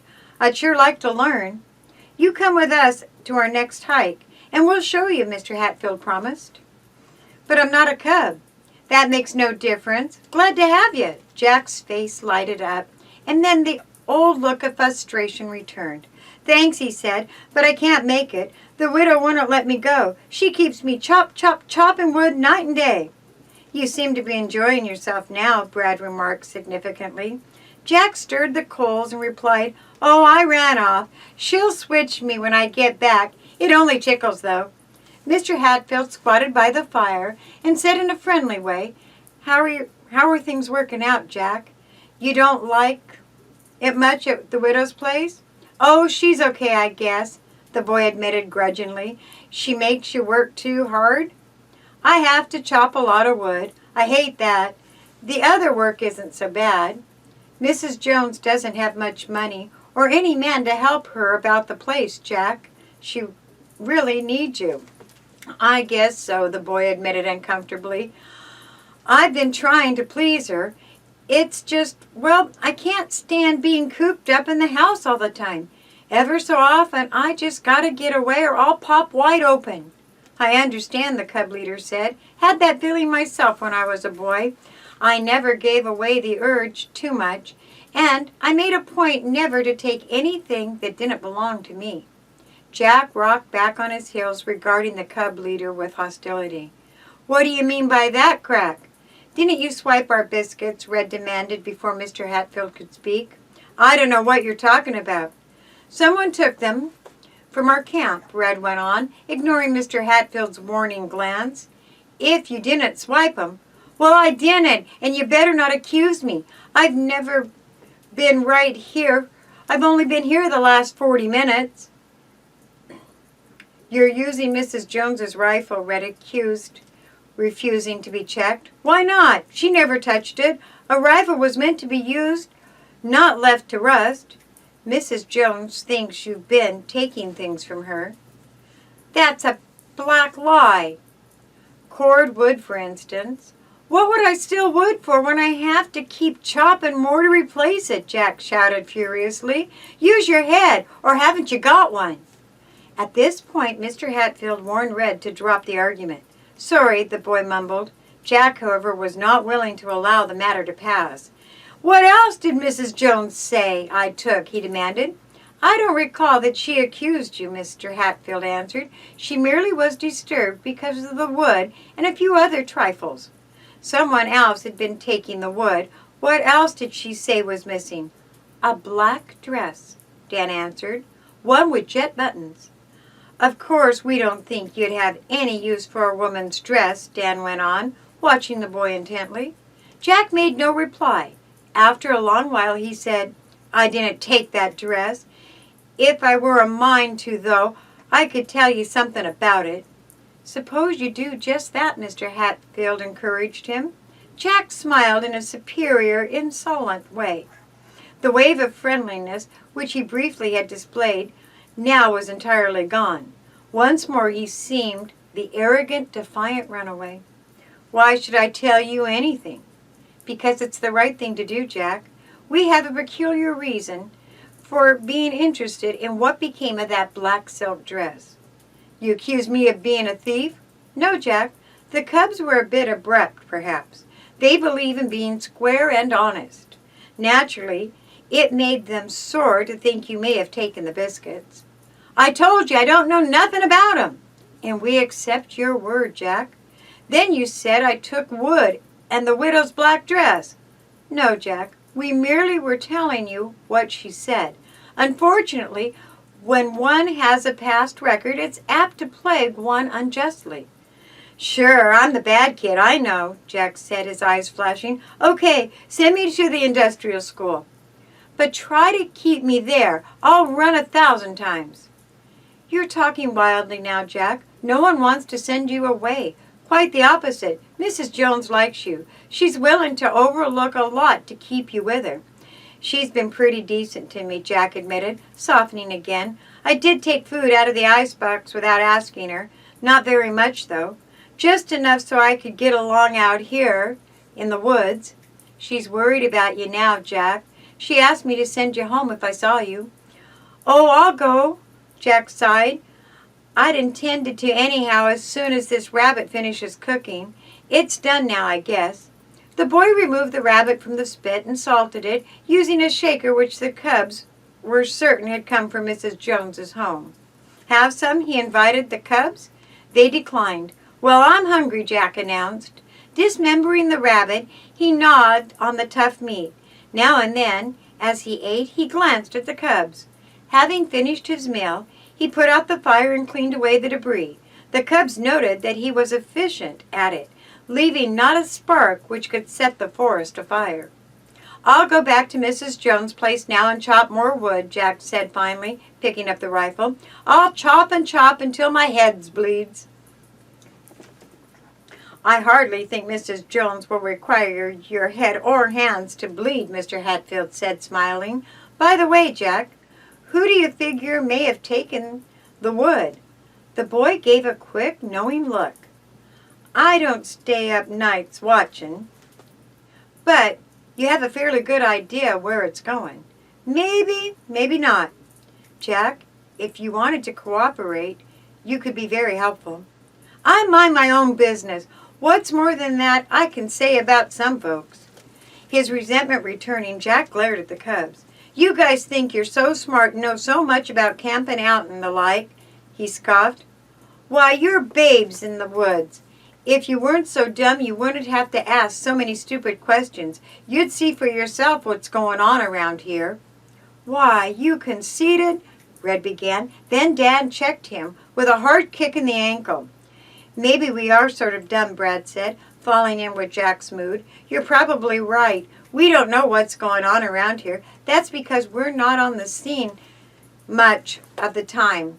You're roaming the woods and the marsh every day. I suppose you've seen everything we haven't." "You're darn right I have," Jack boasted. "I could tell you some things about the black dress if I had a mind to. What's more, I could tell you about the money box." The boy broke off, suddenly aware that he was talking entirely too much. "What about the money box?" Mr. Hatfield asked quietly. Jack, however, started off through the woods. "Wait!" Dan called after him. Jack turned around, but his eyes were unfriendly and defiant. "You won't get anything out of me," he taunted the cubs. "I could tell you a lot if I wanted to, but I won't. I'm not forgetting that it was the cubs who took me back to the Child Study Institute." Da-do-da-do.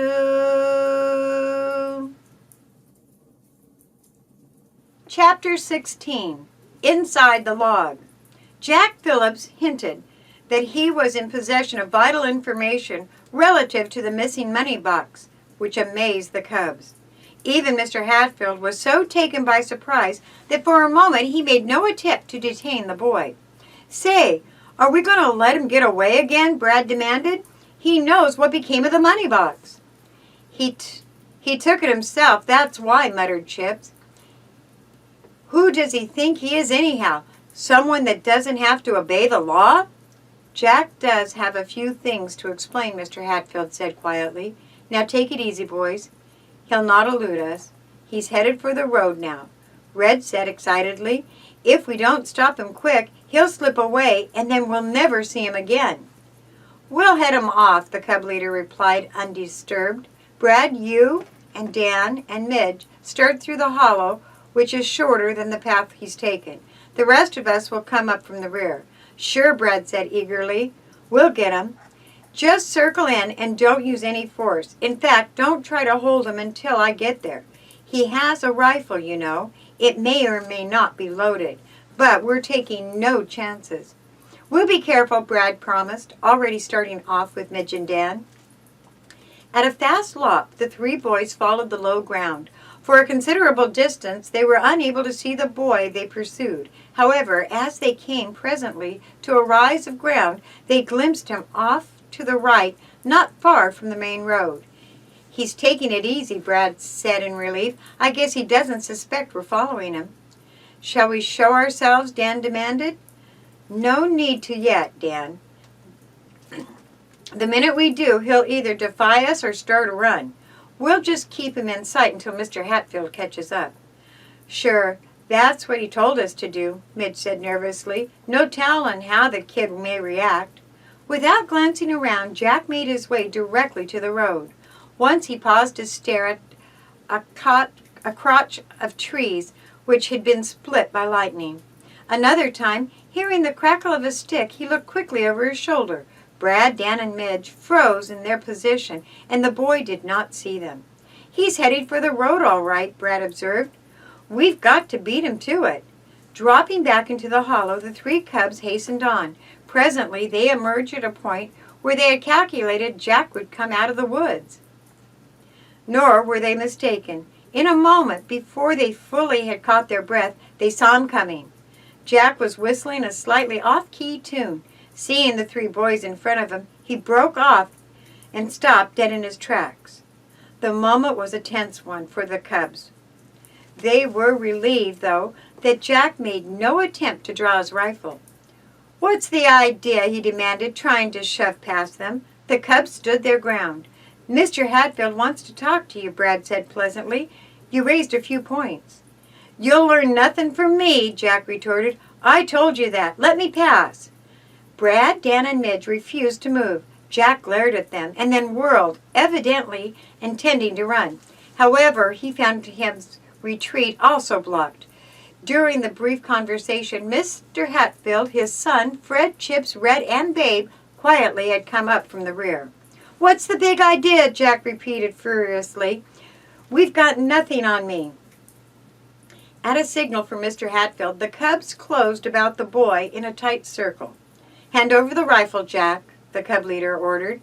"You handled it very well for the boy of your age, but you shouldn't have taken it from Mrs. Jones without permission."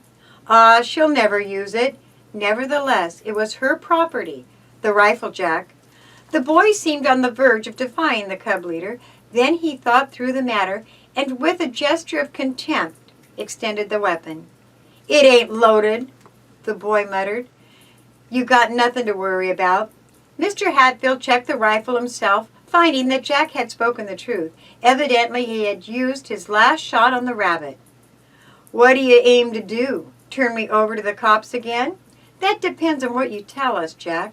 From the start, we've tried to give you the benefit of every doubt. Your remark about the tin box, however, were disturbing." "I didn't take the money." "No one has accused you, Jack. It's clear, though, that you know plenty about the matter. I read about it in the paper. I think you know more than the facts that you've read about, Jack. Why don't you come clean?" "You turn me in?" "We're law-abiding citizens, Jack," Mr. Hatfield argued. "What else could we do?" "I help only my friends." "We are your friends," the cub leader insisted. "At least we want to be. Sit down, Jack, and let's talk this over." Mr. Hatfield brushed off a hollow log which had fallen near the fence and made room for Jack. The other boys gathered around close enough so that the Institute lad could not hope to make a break for freedom. "Jack, can't you realize that we're trying to help? Not make things hard for you," Mr. Hatfield attempted to reason with him. "You must return to Mrs. Jones' home." "I was going there anyhow," the boy muttered, his gaze on the ground. "You weren't running away again?" "Of course not," Jack said, irritated. "I wouldn't go away and take her rifle.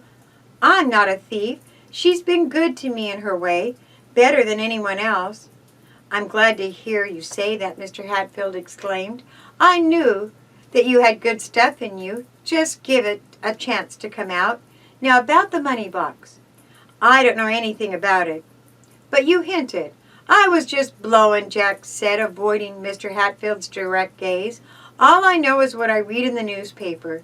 The cubs were disgusted, but Jack, they knew, did not abide by their standards of honor and fair play. "Let me know now," Jack muttered, getting up from the log. "You got no right to keep me." Do we have your word that you'll return to Mrs. Jones' house?" the cub leader asked. "I told you I would, didn't I?" "I accept your word, Jack, and here's the rifle. When you return to Mrs. Jones, why not ask her if you may borrow it now and then? She's likely to give you her consent, and you wouldn't feel low in sneaking about. Furthermore, in season you'll probably could help out by bringing in game for the table." "Maybe she would let me take it," Jack said. "Sure, I'll ask her next time, I promise." Mr. Hatfield smiled and reached out to shake the boy's hand. "Good luck, Jack," he said. "You'll do all right. I'm confident of it. An odd expression came over the cub leader's face. Without finishing what he had started to say, he stooped down to examine one end of the hollow log. The cubs then saw what had attracted their leader's attention. A bit of water-soaked cloth protruded from the end of the log. "What is this?" Mr. Hatfield murmured. As the boys watched in amazement, he removed a wadded-up garment. The cub leader shook it out, revealing a woman's black dress trimmed with diamond-shaped jet buttons. "Why, that must be the costume stolen from Mrs. Jones' place," exclaimed Brad, as Mr. Hatfield spread the garment over the log. "Sure, the same one may be that was worn by the thief who made off with the money box," added Dan, becoming highly excited. Mr. Hatfield carefully examined the diamond-shaped buttons. "Aren't they the same as the one the police found in your desk?" Dan demanded. "They certainly look the same," the cub leader admitted. "I wonder how this dress came to be in this log." "Someone must have stuffed it here just to get rid of it," Brad ventured. His gaze fastened upon Jack Phillips. The boy leaned on his rifle, staring at the dress with a fixed, almost frozen expression. Observing the odd look on the eyes, the cubs could not fail to wonder what he knew of the matter. "Jack," said Mr. Hatfield without mincing words, "have you ever seen this dress before?" "I have seen it," the boy echoed indignantly. "That's what I asked, Jack." "No, I never saw the dress before," the boy answered sullenly. "What's more, I didn't put it in this old log. I had nothing to do with stealing your money box." "Finding this dress here gave me a bad moment," Mr. Hatfield said. "Frankly, it's something of a shock." "Well, blame me. I always get accused of everything, whether I did it or not." "No one has accused you of anything, Jack. We only want to get to the truth of the matter. I have a deep-seated feeling that you might help us, if only you would." Jack remained silent. Mr. Hatfield examined the dress, then wrapped it into a tight roll. "Jack, we'll walk along with you to Mrs. Jones' place," he said. "I think this is the dress that disappeared from her shed. I want to find out for certain." "I didn't take it," Jack denied. "What would I want with a woman's dress?" "If you go back and tell the widow, she'll think I stole it. She'll send me back to the Institute." "Not if you tell a straight story, Jack," Mr. Hatfield assured him. "Come along, boys. We're wasting valuable time." Jack did not openly defy Mr. Hatfield or the cubs, but he made it evident by glances he directed at them that he resented their interference. As the group approached the old farmhouse, Mrs. Jones saw the boys from afar. She was waiting at the door when they came up. "Well, I see you caught the rascal," she commented grimly. "We found him," Mr. Hatfield corrected. "Jack wasn't running away, though. He said that he intended to come back." "Jack, why do you do it?" the widow asked, taking the rifle from him. "Haven't I been good to you?" "Yes'm," the boy responded, his eyes on the ground. "I'll fix you some victuals. You must be hungry." "I've had enough to eat. I'm sorry about taking so much from the refrigerator." The tight lines around Mrs. Jones' mouth relaxed. "There, I reckon boys are all alike," she remarked. "I had 3 of my own sons once. I never could break 'em of taking cookies from the jar." The widow cordially invited the cubs into the kitchen. Mr. Hatfield declined the invitation for them. "Mrs. Jones, here is something we wish to show you," he said, exposing the rolled-up black gown to her gaze. "Did you ever see this dress before?" "Land sakes, it's the dress that disappeared from the shed." "You're certain it's the same one?" "Of course I'm certain. Didn't I wear that dress for 6 years? Where did you find it?" "In a hollow log not far from here." "Well, of all places, how did it get there?" "That's what I'd like to know myself. Dan tells me that someone in a black dress was seen leaving my place on the day the money box disappeared. A jet black button exactly like those on the dress was found by the police in Mr. Hatfield's study," Brad contributed. "My stars! Then you think the money was taken by someone who wore my dress? Naturally, one wonders, Mr. Hatfield replied. Mrs. Jones gazed searchingly at Jack. I didn't do it, he said, almost fiercely. Quit looking at me like that. I always get blamed for everything. I'm sure Jack didn't take the dress, Mr. Hatfield declared. As I recall, Mrs. Jones, I believe you said it disappeared some time ago. That's so. Before Jack came here.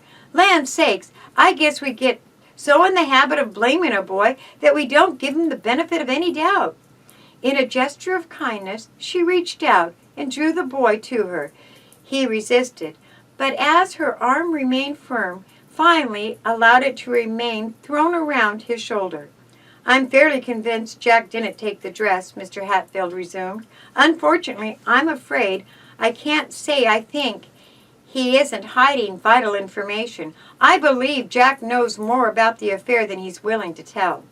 Mrs. Jones' arm fell from the boy's shoulder. Sternly, she regarded him. Jack, is that the truth? Maybe. The boy regarded her defiantly. Then you must tell Mr. Hatfield everything you know. Wild horses can't drag it from me. I'm no snitcher. I don't help anyone who made it hard for me. You little ninny, Mrs. Jones exclaimed, losing patience. I declare, I wonder if you have an ounce of sense.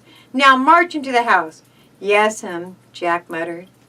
Everyone come in, Mrs. Jones invited. We'll thrash this out right here and now. If there's one thing I can't stand, it's nonsense. The cubs trooped into the warm kitchen, fairly overflowing the tiny room. Mr. Hatfield, Babe, Chips, and Fred found chairs. Dan perched himself on the corner of a wood box by the stove. The others stood. Jack, I've tried to switch a little sense into you, but I know now it doesn't do any good at all, Mrs. Jones sighed. Now what's wrong with you anyhow? Nothing. Then why don't you speak up and tell Mr. Hatfield and the cubs what they want to know? They turned me in. I reckon it was mighty inconsiderate of 'em to give you another chance, the widow said, her brittle voice edged with sarcasm. You've had a hard lot here. I've kept you chopping wood every day and helping with the housework, and at night you've had to do your lessons. The work wasn't so hard, Jack muttered. You'd have been chained to the house. Never could go away. Ah, quit rubbing it in, Jack pleaded. I've liked it here. I'm willing to stay. The widow regarded him steadily. You may be willing, she said, but I don't want you any more. Jack drew in his breath and for a moment could not reply. You're sending me back? He finally stammered. Just as fast as I can send for Mr. Wentworth. I did my best I could for you, Jack.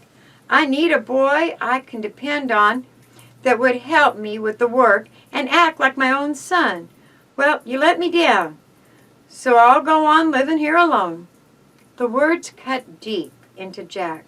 I'll do better, he promised. Please don't send me back to the Institute. I'll cut all the wood you want me to. Honest, I will. I won't take things out of the icebox again or run off so often. Only just once in a while, when I get a feeling tight inside. And I'll tell you ahead of time that I'm going, I promise. Your promise in a heap, Jack, the widow returned dryly. Only trouble is, you made a lot of 'em before and you never kept your promises. Well, that's a fact. You have kept your word, such as you've given it. Then let me have another chance, just one more. Not unless you tell the truth about the black dress of mine. I never took it, Jack said desperately. Believe me, I never did. But you know how it came to be in that hollow log. Not for sure, Jack hedged. You could make a pretty shrewd guess. Maybe. Then suppose you come clean and tell the cubs everything you know. Help 'em after they turned me in? Did you really do such a bad turn, seeing to it that you were sent out here to my place? No, Jack murmured. I'm all mixed up. I don't know what to do. I want you to stay with me always, Jack. You're a fine boy. You mean that? You ain't just handed me a line so I'll do what you want. I really mean it, Jack. You should know by this time that when I give my word, I keep it." Jack debated with himself only a moment longer. Then he arrived at his decision. "I want to stay here," he said earnestly. "I'll do whatever you tell me to do, and I ain't crossing my fingers when I say it either.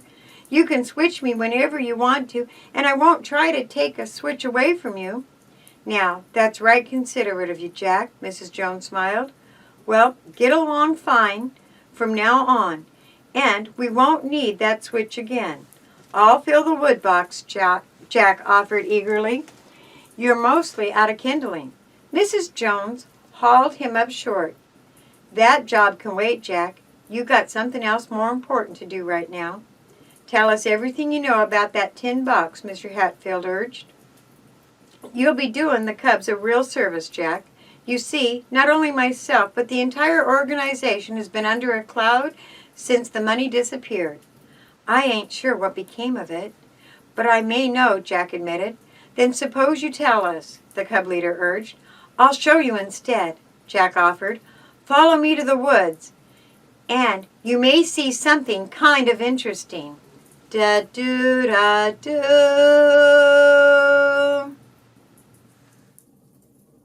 Chapter 17. Through the Window. Skirting the marsh, Jack led the cubs deep into the shadowy woods. Apparently he had gone that way often, for he seldom hesitated in choosing the trail. "Where do you think he's taking us?" Dan speculated, bringing up the rear with Brad.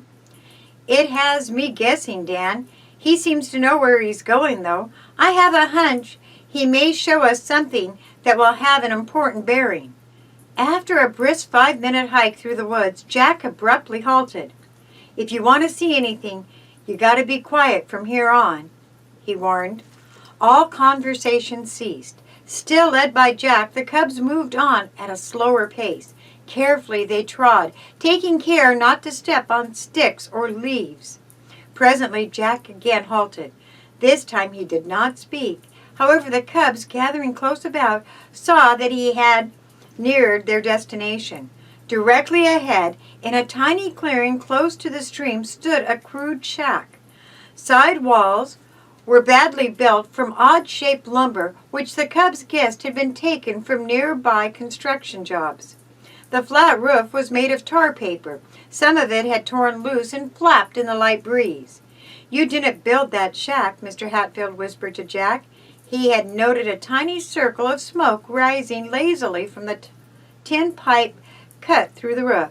Jack shook his head. Motioning for the cubs to follow, he moved in a little closer. "Who lives there?" Brad whispered impatiently for information. "Wait," Jack said. "We'll get in close, and maybe you can see for yourselves." "If we all move in, we'll likely be seen," Mr. Hatfield insisted. It was decided that Jack, Mr. Hatfield, Brad, and Dan should go on ahead, leaving the others in the shelter of the trees. Moving softly over the uneven ground, the trio crept close to the shack. Keeping close to the wall, they reached a broken pane of glass which served as the only window. Jack pressed his face against it and nodded in satisfaction. "He's in there. Have a look." Jack moved back to allow Dan to take his place. The boy peered into the dark interior of the shack. At first, he caught only the impression of an empty room with an old box which served as a table. Then gradually he made out the balsam-bowed bed on the floor, covered with an army blanket. Sprawled on the bed, fully clothed, was a man with a stubby beard. "It's the same fellow who looked in the church window," Dan murmured, startled at recognizing him. "Careful, Dan," Mr. Hatfield warned. For his excitement, the boy very nearly had spoken aloud. "Let me have a look." Dan moved aside so that both the cub leader and Brad might peer at the stranger. "It's the same man, all right," Brad confirmed. "Dan's identification. He's dead to the world." Mr. Hatfield had turned to Jack. "This is all very interesting," he whispered, "but you promised to show us something that might explain about the missing money box." "I can't show you while he's in there, but he's got it." "Not the money?" "Sure." Jack thoroughly enjoyed his knowledge. "How do you know this, Jack? Did you see the box?" Right from this very window, I was wandering through the woods late one afternoon when I came onto this shack. I was curious, so I sneaked up and looked in. At this same time, the tramp was living in there. Dan asked. When was that? Oh, I didn't find the shack until a couple of days ago. I don't know how long it's been here. Tell us about the money box, Mr. Hatfield urged. Well, as I looked through the window, I saw that tramp take it out from under his bed. While I watched, he counted the money. I saw a lot of bills in neat stacks. Jeepers, Dan whispered. It must be the money we found in the church. That hunk of baloney saw us through the window and probably found out that the box was taken to Mr. Hatfield's house, Brad reasoned. But how did he get it from there? Remember Mrs. Jones' black dress? Dan reminded him. Sure, I get it. He must have stolen it from her place and wore the garment when he slipped into the house. That's why the milkman reported seeing a woman leave the place. Dan nodded, peering again through the window. That dope still is sleeping hard. After stealing the money, it's odd he didn't try to get away from here, Mr. Hatfield thought aloud. Well, let's get back and report to the cubs. It's risky standing here in the open. After taking one more peek through the dirty pane of glass, the boys followed the cub leader to the shelter of the trees. There, they were bombarded with a multitude of questions. Let's march into this shack in a body and make that tramp give up the money, Chips proposed boldly. Then we'll have him arrested. Aren't you putting the cart before the horse? Mr. Hatfield suggested. It's far wiser to have him arrested first and let the police demand the money. That's so, agreed Brad. We aren't arresting officers. The tramp may sleep another hour or perhaps only 5 minutes, Mr. Hatfield said uneasily. Tell you what, I'll take Red and head for the nearest telephone. The rest of you stay here in the woods. Watch this shack and keep out of sight. I'll be back as soon as I call the police or the state troopers. We won't let him get away, Dan promised. Brad's in charge, Mr. Hatfield said, as he and Red started off through the woods, obeying his orders. After the cub leader had gone, Brad told the boys to spread out a little and to flatten themselves on the ground. Hey, I want to take a peek into that window, Chips announced. Nothing doing. You and Dan got a chance to look. I guess if you did, the rest of us can too. Sure, let's take turns, proposed Midge. Brad gave him a withering look. Am I going to have trouble with you guys, he demanded. Mr. Hatfield didn't say we couldn't, Chips urged. Use your head. You know if we all start going back and forth to that window, sooner or later we'll be seen. We have an important job to do. That's right, Dan supported the older boy, and Brad's in charge. What he says goes. That's all right for you, Chips urged. You already had your look. Surprisingly, Jack Phillips now entered the discussion. Pipe down, you, he flung at the astonished Chips. You're yapping like a baby. We do as Mr. Hatfield said, see? Chips and Midge both subsided. Time passed very slowly. Brad began to think it was taking Mr. Hatfield and Red a long time to telephone the police. The cubs, he could see, were growing cold and restless. Babe in particular, who had not dressed warm enough, huddled against the older boy. How much longer will we be here, he asked. I sure wish I knew, Brad replied. Listen, Babe, you're shivering. Why don't you hike to Mrs. Jones' place and warm yourself? Babe shook his head. Nothing doing, he said stoutly. I'm as tough as the other fellows any day. Another 5 minutes elapsed. Brad was shifting into a more comfortable position when Dan gripped his arm. Look, Brad, he whispered. The door of the shack had opened. For a moment the tramp stood there in his wrinkled clothes, gazing directly towards the woods. Lie still, fellows, Brad ordered. I don't think he sees us. What's he doing? And what's he going to do next? Dan speculated uneasily. The tramp stretched himself and, wandering down to the stream, washed his face. After taking a drink, he re-entered the shack. I sure hope he stays there, Chips whispered. The wish was a futile one. A minute or two later, the tramp appeared, carrying a few cooking utensils. Turning his back to the cubs, he followed the curve of the creek and vanished from sight. Is he leaving for good? Whispered Dan. I don't think so, Jack Phillips answers. I've seen him cook his food in a rock shelter about 100 yards downstream. He doesn't dare have a fire inside the shack, or he'd likely burn it down. All the same, it's our job to keep him in sight until the police get here, Brad said. Jack, suppose you and Fred follow and find out where he goes. Report back to us as soon as you can. Sure, agreed Jack, liking the assignment. We won't let him get away.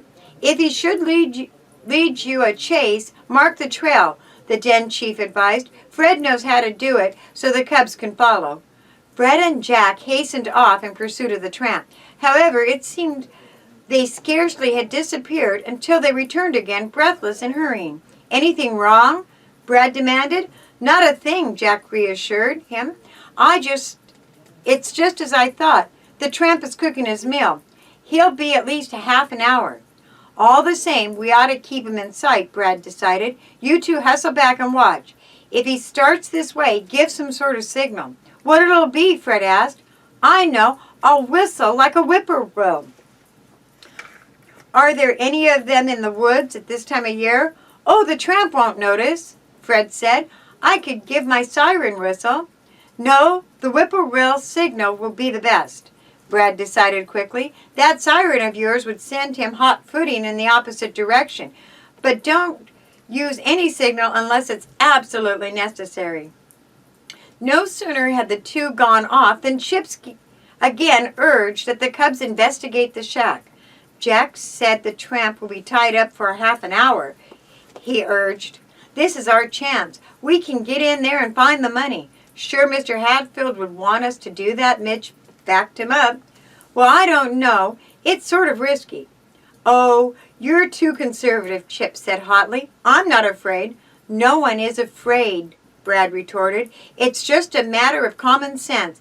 If the tramp should catch us here before the police arrive, heck, we're 7 to his 1. What do we need? An army? The taunt annoyed Brad. I'm just trying to do what Mr. Hatfield would want us to do, he retorted. You're so hot-headed. Then go in there yourself and search the shack, Chips challenged. Or are you afraid? No, I'm not, and you know it. I just have sense enough to figure that tramp could come back at any minute now. Fred and Jack are watching, aren't they? If the fellow leaves the creek, they'll whistle. Go on. The important thing is to get that box of money. Brad gazed thoughtfully towards the creek. From a short distance away, he could see a few wisps of smoke arising. All right, we'll take the chance, he said decidedly, but reluctant. Chip started for the shack, only to have Brad haul him back. Not you, he said. Dan and I will search the shack. You and Midge and Babe stay here and keep watch. If you hear a whistle or see anyone coming, give us a warning. Some guys have all the fun, Chips complained. Fun, Brad snorted. We're taking the risk. Don't forget that tramp may be armed, either with a revolver or a knife. If he should catch us in the shack, he might give us a tough time of it. If you're scared, let me go. Oh, you make me tired, Brad snapped in disgust. Stay here and keep watch. Come on, Dan. The two darted across the clearing and opened the door of the shack. A few garments hung from pegs on the wall. An orange crate had been fashioned into a table. Otherwise, except for the balsam bed on the floor, the room was bare. Losing no time, Dan and Brad began to tear the bed apart. It's not here, Dan said in disappointment. Wait! His hand struck a metal object buried deep amid the carefully laid brush. Triumphantly, he brought out the tin box. Good work, Dan, Brad praised. Is the money still there? Dan raised the lid. The box appeared filled with bills and coins. Not much can be missing at any rate, he said in satisfaction. Finding this box will clear Mr. Hatfield and the cubs. Now, our only problem will be finding out who's entitled to the money. Both boys froze into alert attention.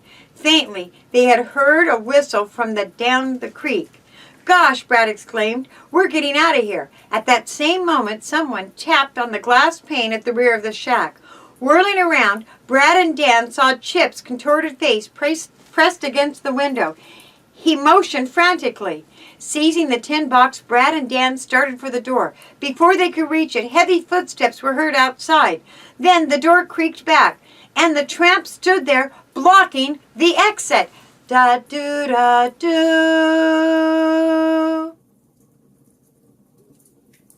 Chapter 18. Pursuit. "Well," said the tramp unpleasantly, "visitors, I see." Dan gripped the tin box, standing close beside Brad. The shack had but one exit, the door, which was blocked by the tramp. Dan and Brad knew they were in a spot. Their best bet was to stall for time, hoping that the other cubs would circle in from the rear and come to their aid. "Hand over that box," the tramp ordered. "No," Dan defied him. "You'll give it up or I'll break every bone in your body." "You stole the money from the church, or rather from Mr. Hatfield's place," Dan accused. "It's not your box." "Hand it over," the tramp ordered again, moving a step closer. He reached his hands into his pocket as if for a weapon. "Better do it, Dan," Brad advised quietly. Even then, the boy was reluctant to relinquish the box. Appraising his chances, he gazed beyond the tramp. Through the open door, he could see Chips and Midge moving in closer. A daring plan flashed into his mind. But should he risk trying it? The chances were about even that he would fail. Chips was a star baseball player, and his reactions were fast. But would they be speedy enough? "Listen, you," the tramp ordered. "Give me that box." Dan no longer dared stall. Chips and Midge were close to the door now, though not near enough to attack the tramp from the rear. Behind the two, almost in line, were Fred and Jack, who had hastened up from the direction of the creek. For Dan's purpose, the lineup was very nearly perfect. The moment had come. He had to take the chance and hope that the other cubs didn't muff it. "Sure, I'll give you the box," he said. "Catch!" Even before Dan shouted the word, he tossed the tin box in a high arch over the tramp's head. Belatedly, the man made a leap for it, but he clutched only air. Behind him, the box was falling almost directly into Chip's hands. "Get it!" shouted Dan. Chips already was closing his hands upon the box. He fumbled, recovered, and held fast. "Pass it!" Dan shouted. "Pass!" Then commanded momentarily confused Chips. But as the angry tramp started towards him, he suddenly realized what Dan meant. Pivoting, he shoved the box into Midge's hands. By now, all the cubs had caught on to the trick. Midge ran a few steps and tossed the box back to Fred. "Come back here, you!" shouted the tramp furiously. Forgetting Dan and Brad, he started in pursuit of Fred and the box. The two boys ran out of the shack. "Make for Mrs. Jones' place," Dan shouted. Fred was a fast runner and already had a long start on the tramp. But to the alarm of the cubs, the man did not give up the chase. Determined to recover the box, he kept after him. Brad rounded up Jack and the other cubs, headed for the road by a shorter route. Anxiously, they looked about for Mr. Hatfield and the police officers, but the highway was entirely deserted. "Something's delayed them," Brad said anxiously, scribbling a note which he speared on a barbed wire of the fence. "I hope he finds this. I've told him to look for us at Mrs. Jones." The cubs had reached the road a minute or two ahead of Fred. Soon they saw him rolling under the fence 30 yards further down the highway. "Good boy," Dan exclaimed. "He still has the box." The cubs raced to join Fred. Brad relieved him of the money container. "We can't stop to pick up any daisies," Fred panted. "That ape is right on our heels." "Let's have it out with him," Chips exclaimed. "We're 7-1. Lots of fun." "We're heading for Mrs. Jones' place," Brad ordered firmly. "I think that fellow has a knife. We're not taking any chances that we'll be carved up." The cubs lopped off, leaving the tramp further and further behind. "Guess he's given up the chase now," Midge said, as he drew near the Jones home. "No, by George, he's still following." "Say, what if Mrs. Jones isn't at home?" Babe queried. "What'll we do?" "Don't dig up trouble," Dan advised. "Wait until it nudges you in the shoulder." He pounded on the door with his fist. The cubs waited uneasily. The tramp had turned into the lane and was running faster now. "Wait, boys," he shouted. "I got something to tell you." "He probably wants to give us a stick of candy," Dan muttered. "Oh, why doesn't Mrs. Jones open the door?" Just then the widow did answer the knock. "Let us in, and we'll explain later," Dan said breathlessly. "That tramp is after us." Without asking questions, Mrs. Jones hustled the cubs into the house. "Better lock the door," Brad advised, setting the money box on the kitchen table. "That bird may try to break in." "Let him," said Mrs. Jones. Nevertheless, she locked the kitchen door as the boys had advised. The cubs barely had time to explain where they had obtained the money, then the man was pounding to be let in. "Don't do it," Brad advised the widow. "He's a tough customer. Better let the police handle him." Chips and Midge had gone to the window to look out. "Come back, boys," Mrs. Jones ordered. "If that tramp is a criminal, he might take a shot through the glass." Alarmed, the two boys moved back out of range. Outside, a door slammed as if the wind. Mrs. Jones, hearing the sound, stiffened. Then, unmindful of her own warning to the cubs, she ran to the window. "Why, that sneak!" she exclaimed. "He's opened the double door leading down into the basement." "Then he'll be up here in another minute," Babe queried. "He'll get us." "Oh, no, he won't," said Mrs. Jones confidently. Moving across the kitchen, she locked the inside door, which led into the basement. As a double precaution, she then placed the heavy oak table in front of the door. "That should hold 'em," she announced. "I have another little idea, too." The cubs could not guess what the widow was up to as she darted out of the house, not even bothering to put on a wrap. In a moment, though, they understood. Mrs. Jones slammed shut the double doors, entering into the cellar, and bolted them. As Dan and Brad ran out to help, she told them to bring several pieces of heavy machinery from the shed. These the boys trundled out and placed on top of the double doors. "That should hold him," Mrs. Jones declared, well satisfied with her work. From inside the house, they could hear the tramp pounding on the door. "He may break it down," Dan said uneasily. "He could," the widow admitted. "Dan, run down the road and see if you can find out what's keeping Mr. Hatfield and the state troopers. Meanwhile, the rest of us will hold the fort, or, to be strictly accurate, the kitchen." Da-do-da-do.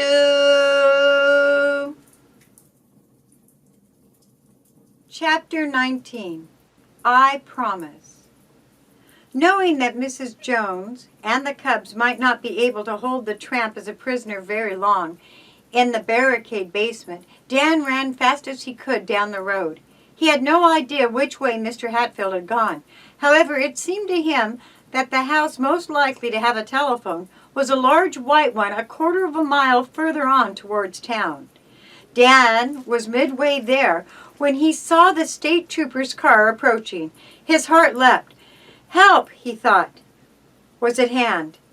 Even before the boys signaled, the car came to a grinding halt a short distance away. Two state troopers were in the front seat, with Mr. Hatfield sitting between them. "Get in, Dan," the cub leader said as the door swung open. "What happened at the shack?" Dan tersely told him. "On to Mrs. Jones' place," one of the state troopers declared, shifting gears. "We'll get that fellow." As the car swung into the farmyard a few minutes later, Mrs. Jones met the group at the door. "I'm glad you got here," she said in relief. "That tramp has been making a frightful fuss in the cellar. We were afraid he would break down the door." The troopers decided to accost the man from the outside exit rather than subjecting the cubs to possible gunfire. With weapons drawn, the two officers flung wide the double cellar doors. "Come out or we'll shoot," the order was given. The cubs thought that the tramp might defy the officers. However, in a moment he came out of his dark hole, hands raised. Officer Preston snapped a pair of handcuffs over the man's wrist and marched him to the house. "Your name?" he demanded. "Carl Blakemore," the tramp blinked owlishly, his gaze roving from one face to another. "You've been living in a shack near here?" "I've been sleeping there nights," the man muttered. "You're under arrest for stealing money from the home of Sam Hatfield. Anything to say?" "Not a thing," the tramp muttered. Then he suddenly changed his mind. "Yes, I have too," he announced.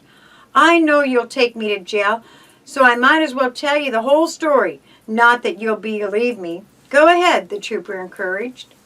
All right, I stole the money, the tramp frankly admitted. The first place I took it from was from Merrimack's house. Then he was telling the truth when he said he lost a strong box, Dan exclaimed. The other claimants were false. It was Merrimack's money, the tramp confirmed. What's more, except for $25 I used to live on, every cent of it is still there in the box. How did the box get into the coal bin of the church? Mr. Hatfield questioned. I'm coming to that, but first I'd like to tell you why I came to Webster City in the first place. Tell the story in your own way, Trooper Peterson instructed him.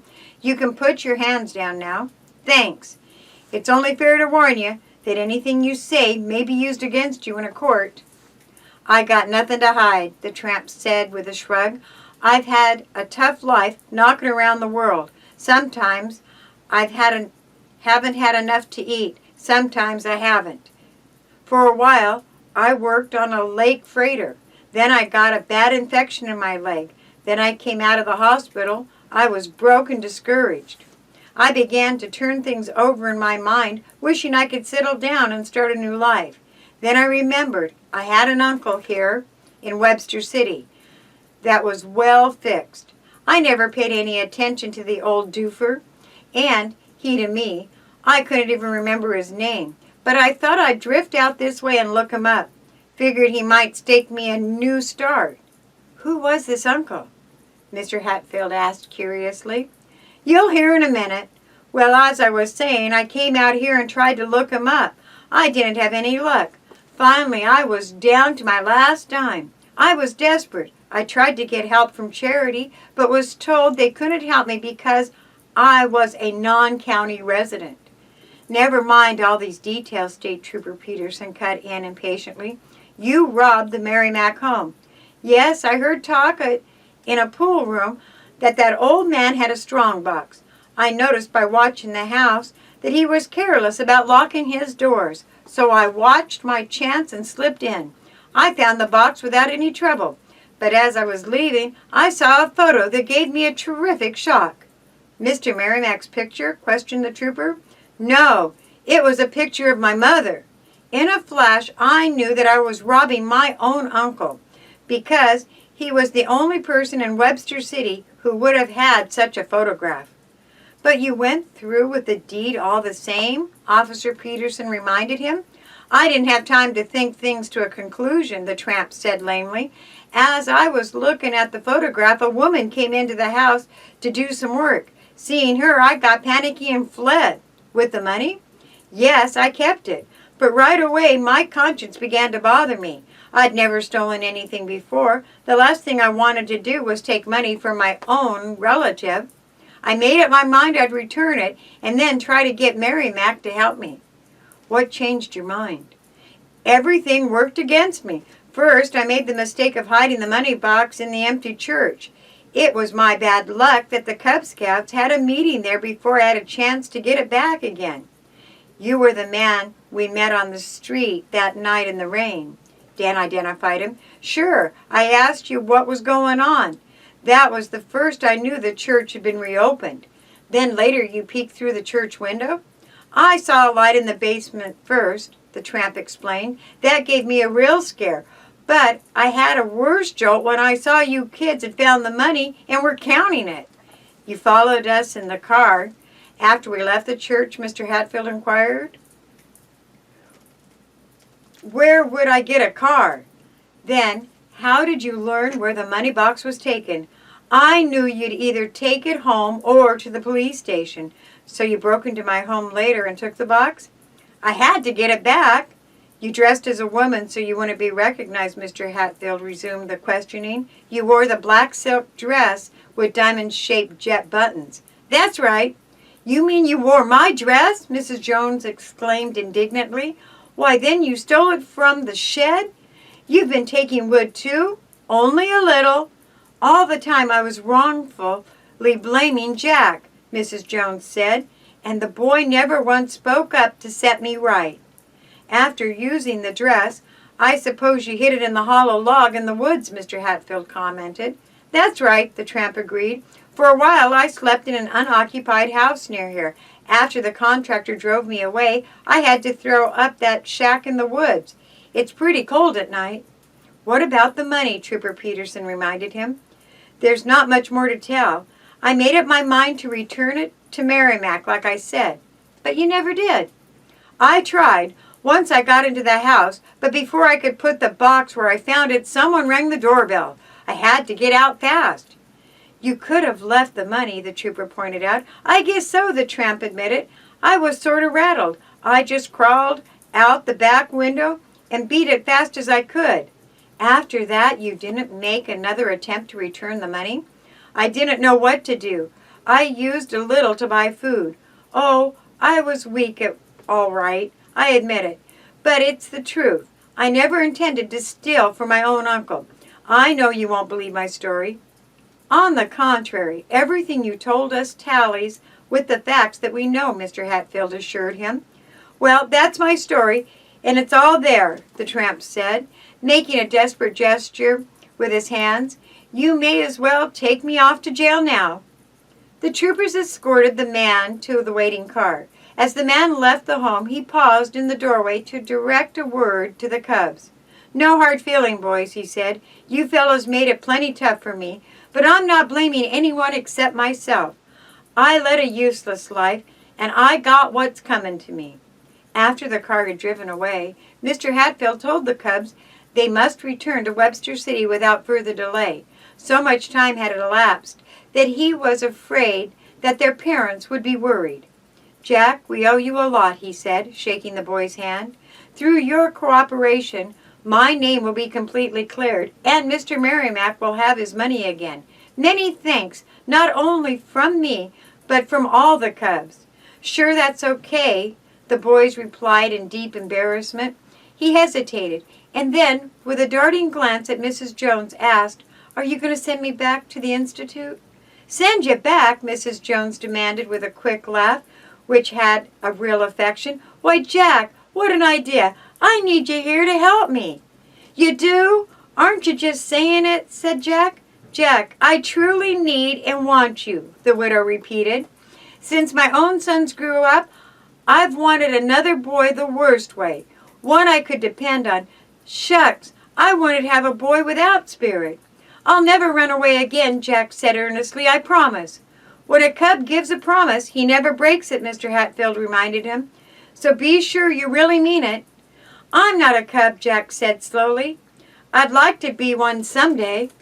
There's no reason why you can't join the organization if you're willing to live up to the rules, Mr. Hatfield assured him. We'll give you a little start now. Boys, show Jack the cub sign. The boys raised the two first fingers of their right hand, holding them high. What does that mean? Jack asked curiously. Those two fingers signify the ears of the wolf, Dan explained. It's the Indian sign for intelligence, Mr. Hatfield added. If you want to be a cub, Jack, you must learn to use your head instead of your emotions. Remember that the next time you're inclined to do something rash, I'll remember, Jack grinned, making the sign with his right hand. From now on, you can depend on me. I promise. Da-do-da-do.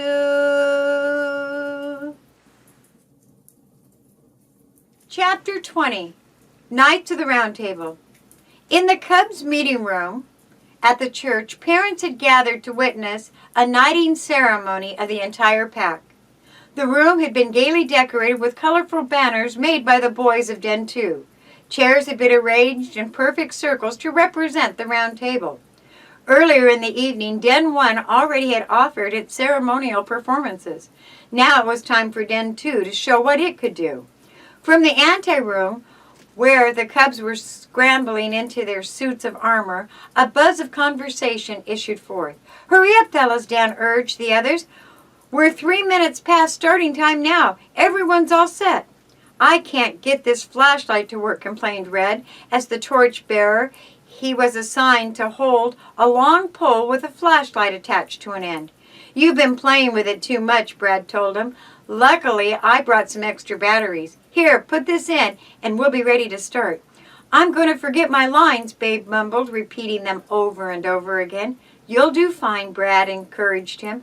"All ready, fellows. Dan, you're to do the knighting honors, so get in there." A triumphant, slightly off-key blare of a triumphant salute.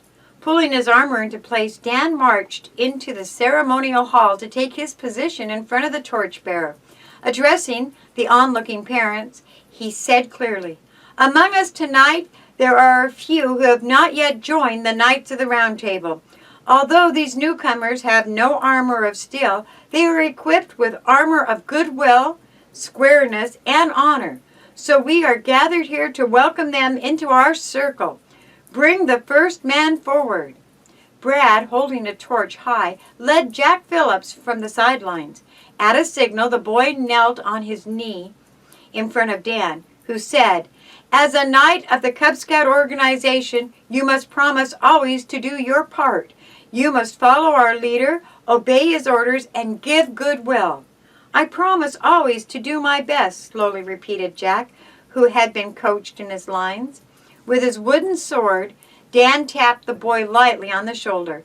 "I dub thee a Knight of the Round Table," he said. "As a knight and a member of Den 2, you are expected to help with all our crusades. Arise!" As Jack scrambled up, everyone cheered and clapped. The ceremony, however, was not over. "We welcome you, Sir Jack," Dan continued. "Don your armor." A suit fashioned from cardboard, burlap, and roofing discs had been prepared for the boy. Babe and Midge helped him get into his costume. Then, as Jack reappeared, all decked out as a knight, the other boys formed a double column facing each other. Swords were raised above their heads to form a long archway. Jack walked through to take his place at the end of the line. Next, Babe, who was only a bobcat, received the Order of the Wolf. Other promotions and achievement awards were given out. As a climax to the knighting ceremony, Dan was promoted from wolf to bear rank. The boy had worked hard to win the honor, learning rules of safety, making many handicraft articles, and learning how to tie difficult knots. His most appreciated task, however, had been in making a 50-page den scrapbook. In the book, the boy had included press notices of den meetings and activities. 10 of the pages were devoted to snapshots of cubs and to published accounts concerning the missing money box and its recovery. "This scrapbook will be one of the den's most treasured possessions," Mr. Hatfield assured him at conclusion of the knighting ceremony. "It will serve always as a nice reminder of our little adventure." Before the evening was over, the cubs were to have another very pleasant surprise. Soon the cub master made the announcement from which everyone had been waiting. Den 2 had won first prize in the knighting ceremony, with Brad and Dan being awarded individual honors for having the most original suits of armor. After congratulations were over, Dan thought to ask Mr. Hatfield if he had heard what was to become of the tramp, Carl Blackmore. "He was in jail, the last I heard," the cub leader replied. "I was told, though, that Mr. Merrimack offered to go bail him out. He's investigated and found that the fellow had told the truth about being his nephew. Queer that he didn't know him by sight. He had never seen him, not even as a boy," Mr. Hatfield explained. "It was quite humiliating for Mr. Merrimack to find out about Carl. However, he's making the best of a bad situation, and I understand wants to help him if he can." The den mother and the other helpers had prepared a fine supper for all cubs. Dan and Mr. Hatfield were starting towards the table when at the same moment they saw a newcomer enter the church meeting room. "Why, it's Mr. Merrimack himself," Dan declared. The elderly man never before had entered a cub meeting, and in fact derived little enjoyment from social affairs. Now his gaze wandered from cub to cub until he had picked out Dan and Brad from the group. Made aware that he seemed to be looking for them, they went over to speak to him. "Well, boys," he said heartily, "I believe I made you a little promise several days ago, And according to the code of the Cubs, a promise always must be kept. Right? Right, agreed Brad, smiling broadly. Already he had a notion as to what had brought Mr. Merrimack to the Cub meeting. You boys did me a big favor, the man continued. I never expected to see the color of my money again. But thanks to your fine organization, I got nearly every penny back. Jack Phillips had a hand in it too, Dan reminded him. I'm fully aware of that, Mr. Merrimack nodded. Fact is, I've talked to the court officials about the lad. I mean to help him if I can. Has a good home with Mrs. Jones, Brad said hastily. What's more, he likes it there. Oh, I have no intention of taking the boy away from her. That thought never entered my head. I did think that later on the lad may want a special schooling that Mrs. Jones may not be able to provide. That's where I aim to step into the picture. Why, that's fine, Brad exclaimed, while Dan echoed the sentiment. To get back to the purpose of my call here tonight, Mr. Merrimack resumed. You'll remember I promised that if my money were recovered, I'd not forget the church fund. Yes, but we would never hold you to it, Brad said generously. Tut, I always intend to give to the building fund, but I was a bit testy about it because of my loss. Well, I can see you're in a hurry to get started on those victuals, so I'll cut it short. Here's my donation. He handed Dan a check. The boy read the figure, $1,500, and whistled softly. Wow, this is more than generous, Mr. Merrimack. It's magnificent. Your contribution will put the Cubs over the top, added Brad. That's all I have to say, Mr. Merrimack declared. I have to get back home now. Stay for supper, Mr. Merrimack, Dan urged. No, I want to be home, the old man replied. My nephew is there now, you know. Came this afternoon. The information was new to the boys, but they tried not to show curiosity. Carl will stay with me for a while, Mr. Merrimack explained. I was able to get him off on probation. If he leads a straight life, as I think he will, he'll be assured a good home with me. Your heart's in the right spot, Mr. Merrimack, Dan declared warmly. Tut, the old man chuckled, embarrassed by the praise.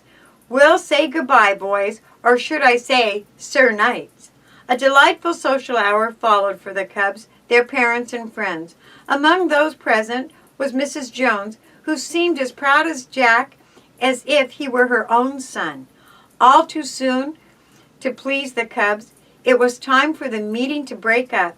Brad began to put away the swords and other items used during the ceremony. Coming upon the scrapbook which Dan had made, he fingered through it. You did a bang-up job recording the history of the Cubs, he praised. But why all the blank pages at the end? They represent the future, Dan laughed, stepping out of his armor. And boy, judging from the past, what a future we'll have. How about it, fellows? We'll do our best to make her glow, shouted Chips. The other Cubs, gathering up their belongings, signified agreement, giving a long and lusty woof wail. Aquila! They shouted, we below will do our best.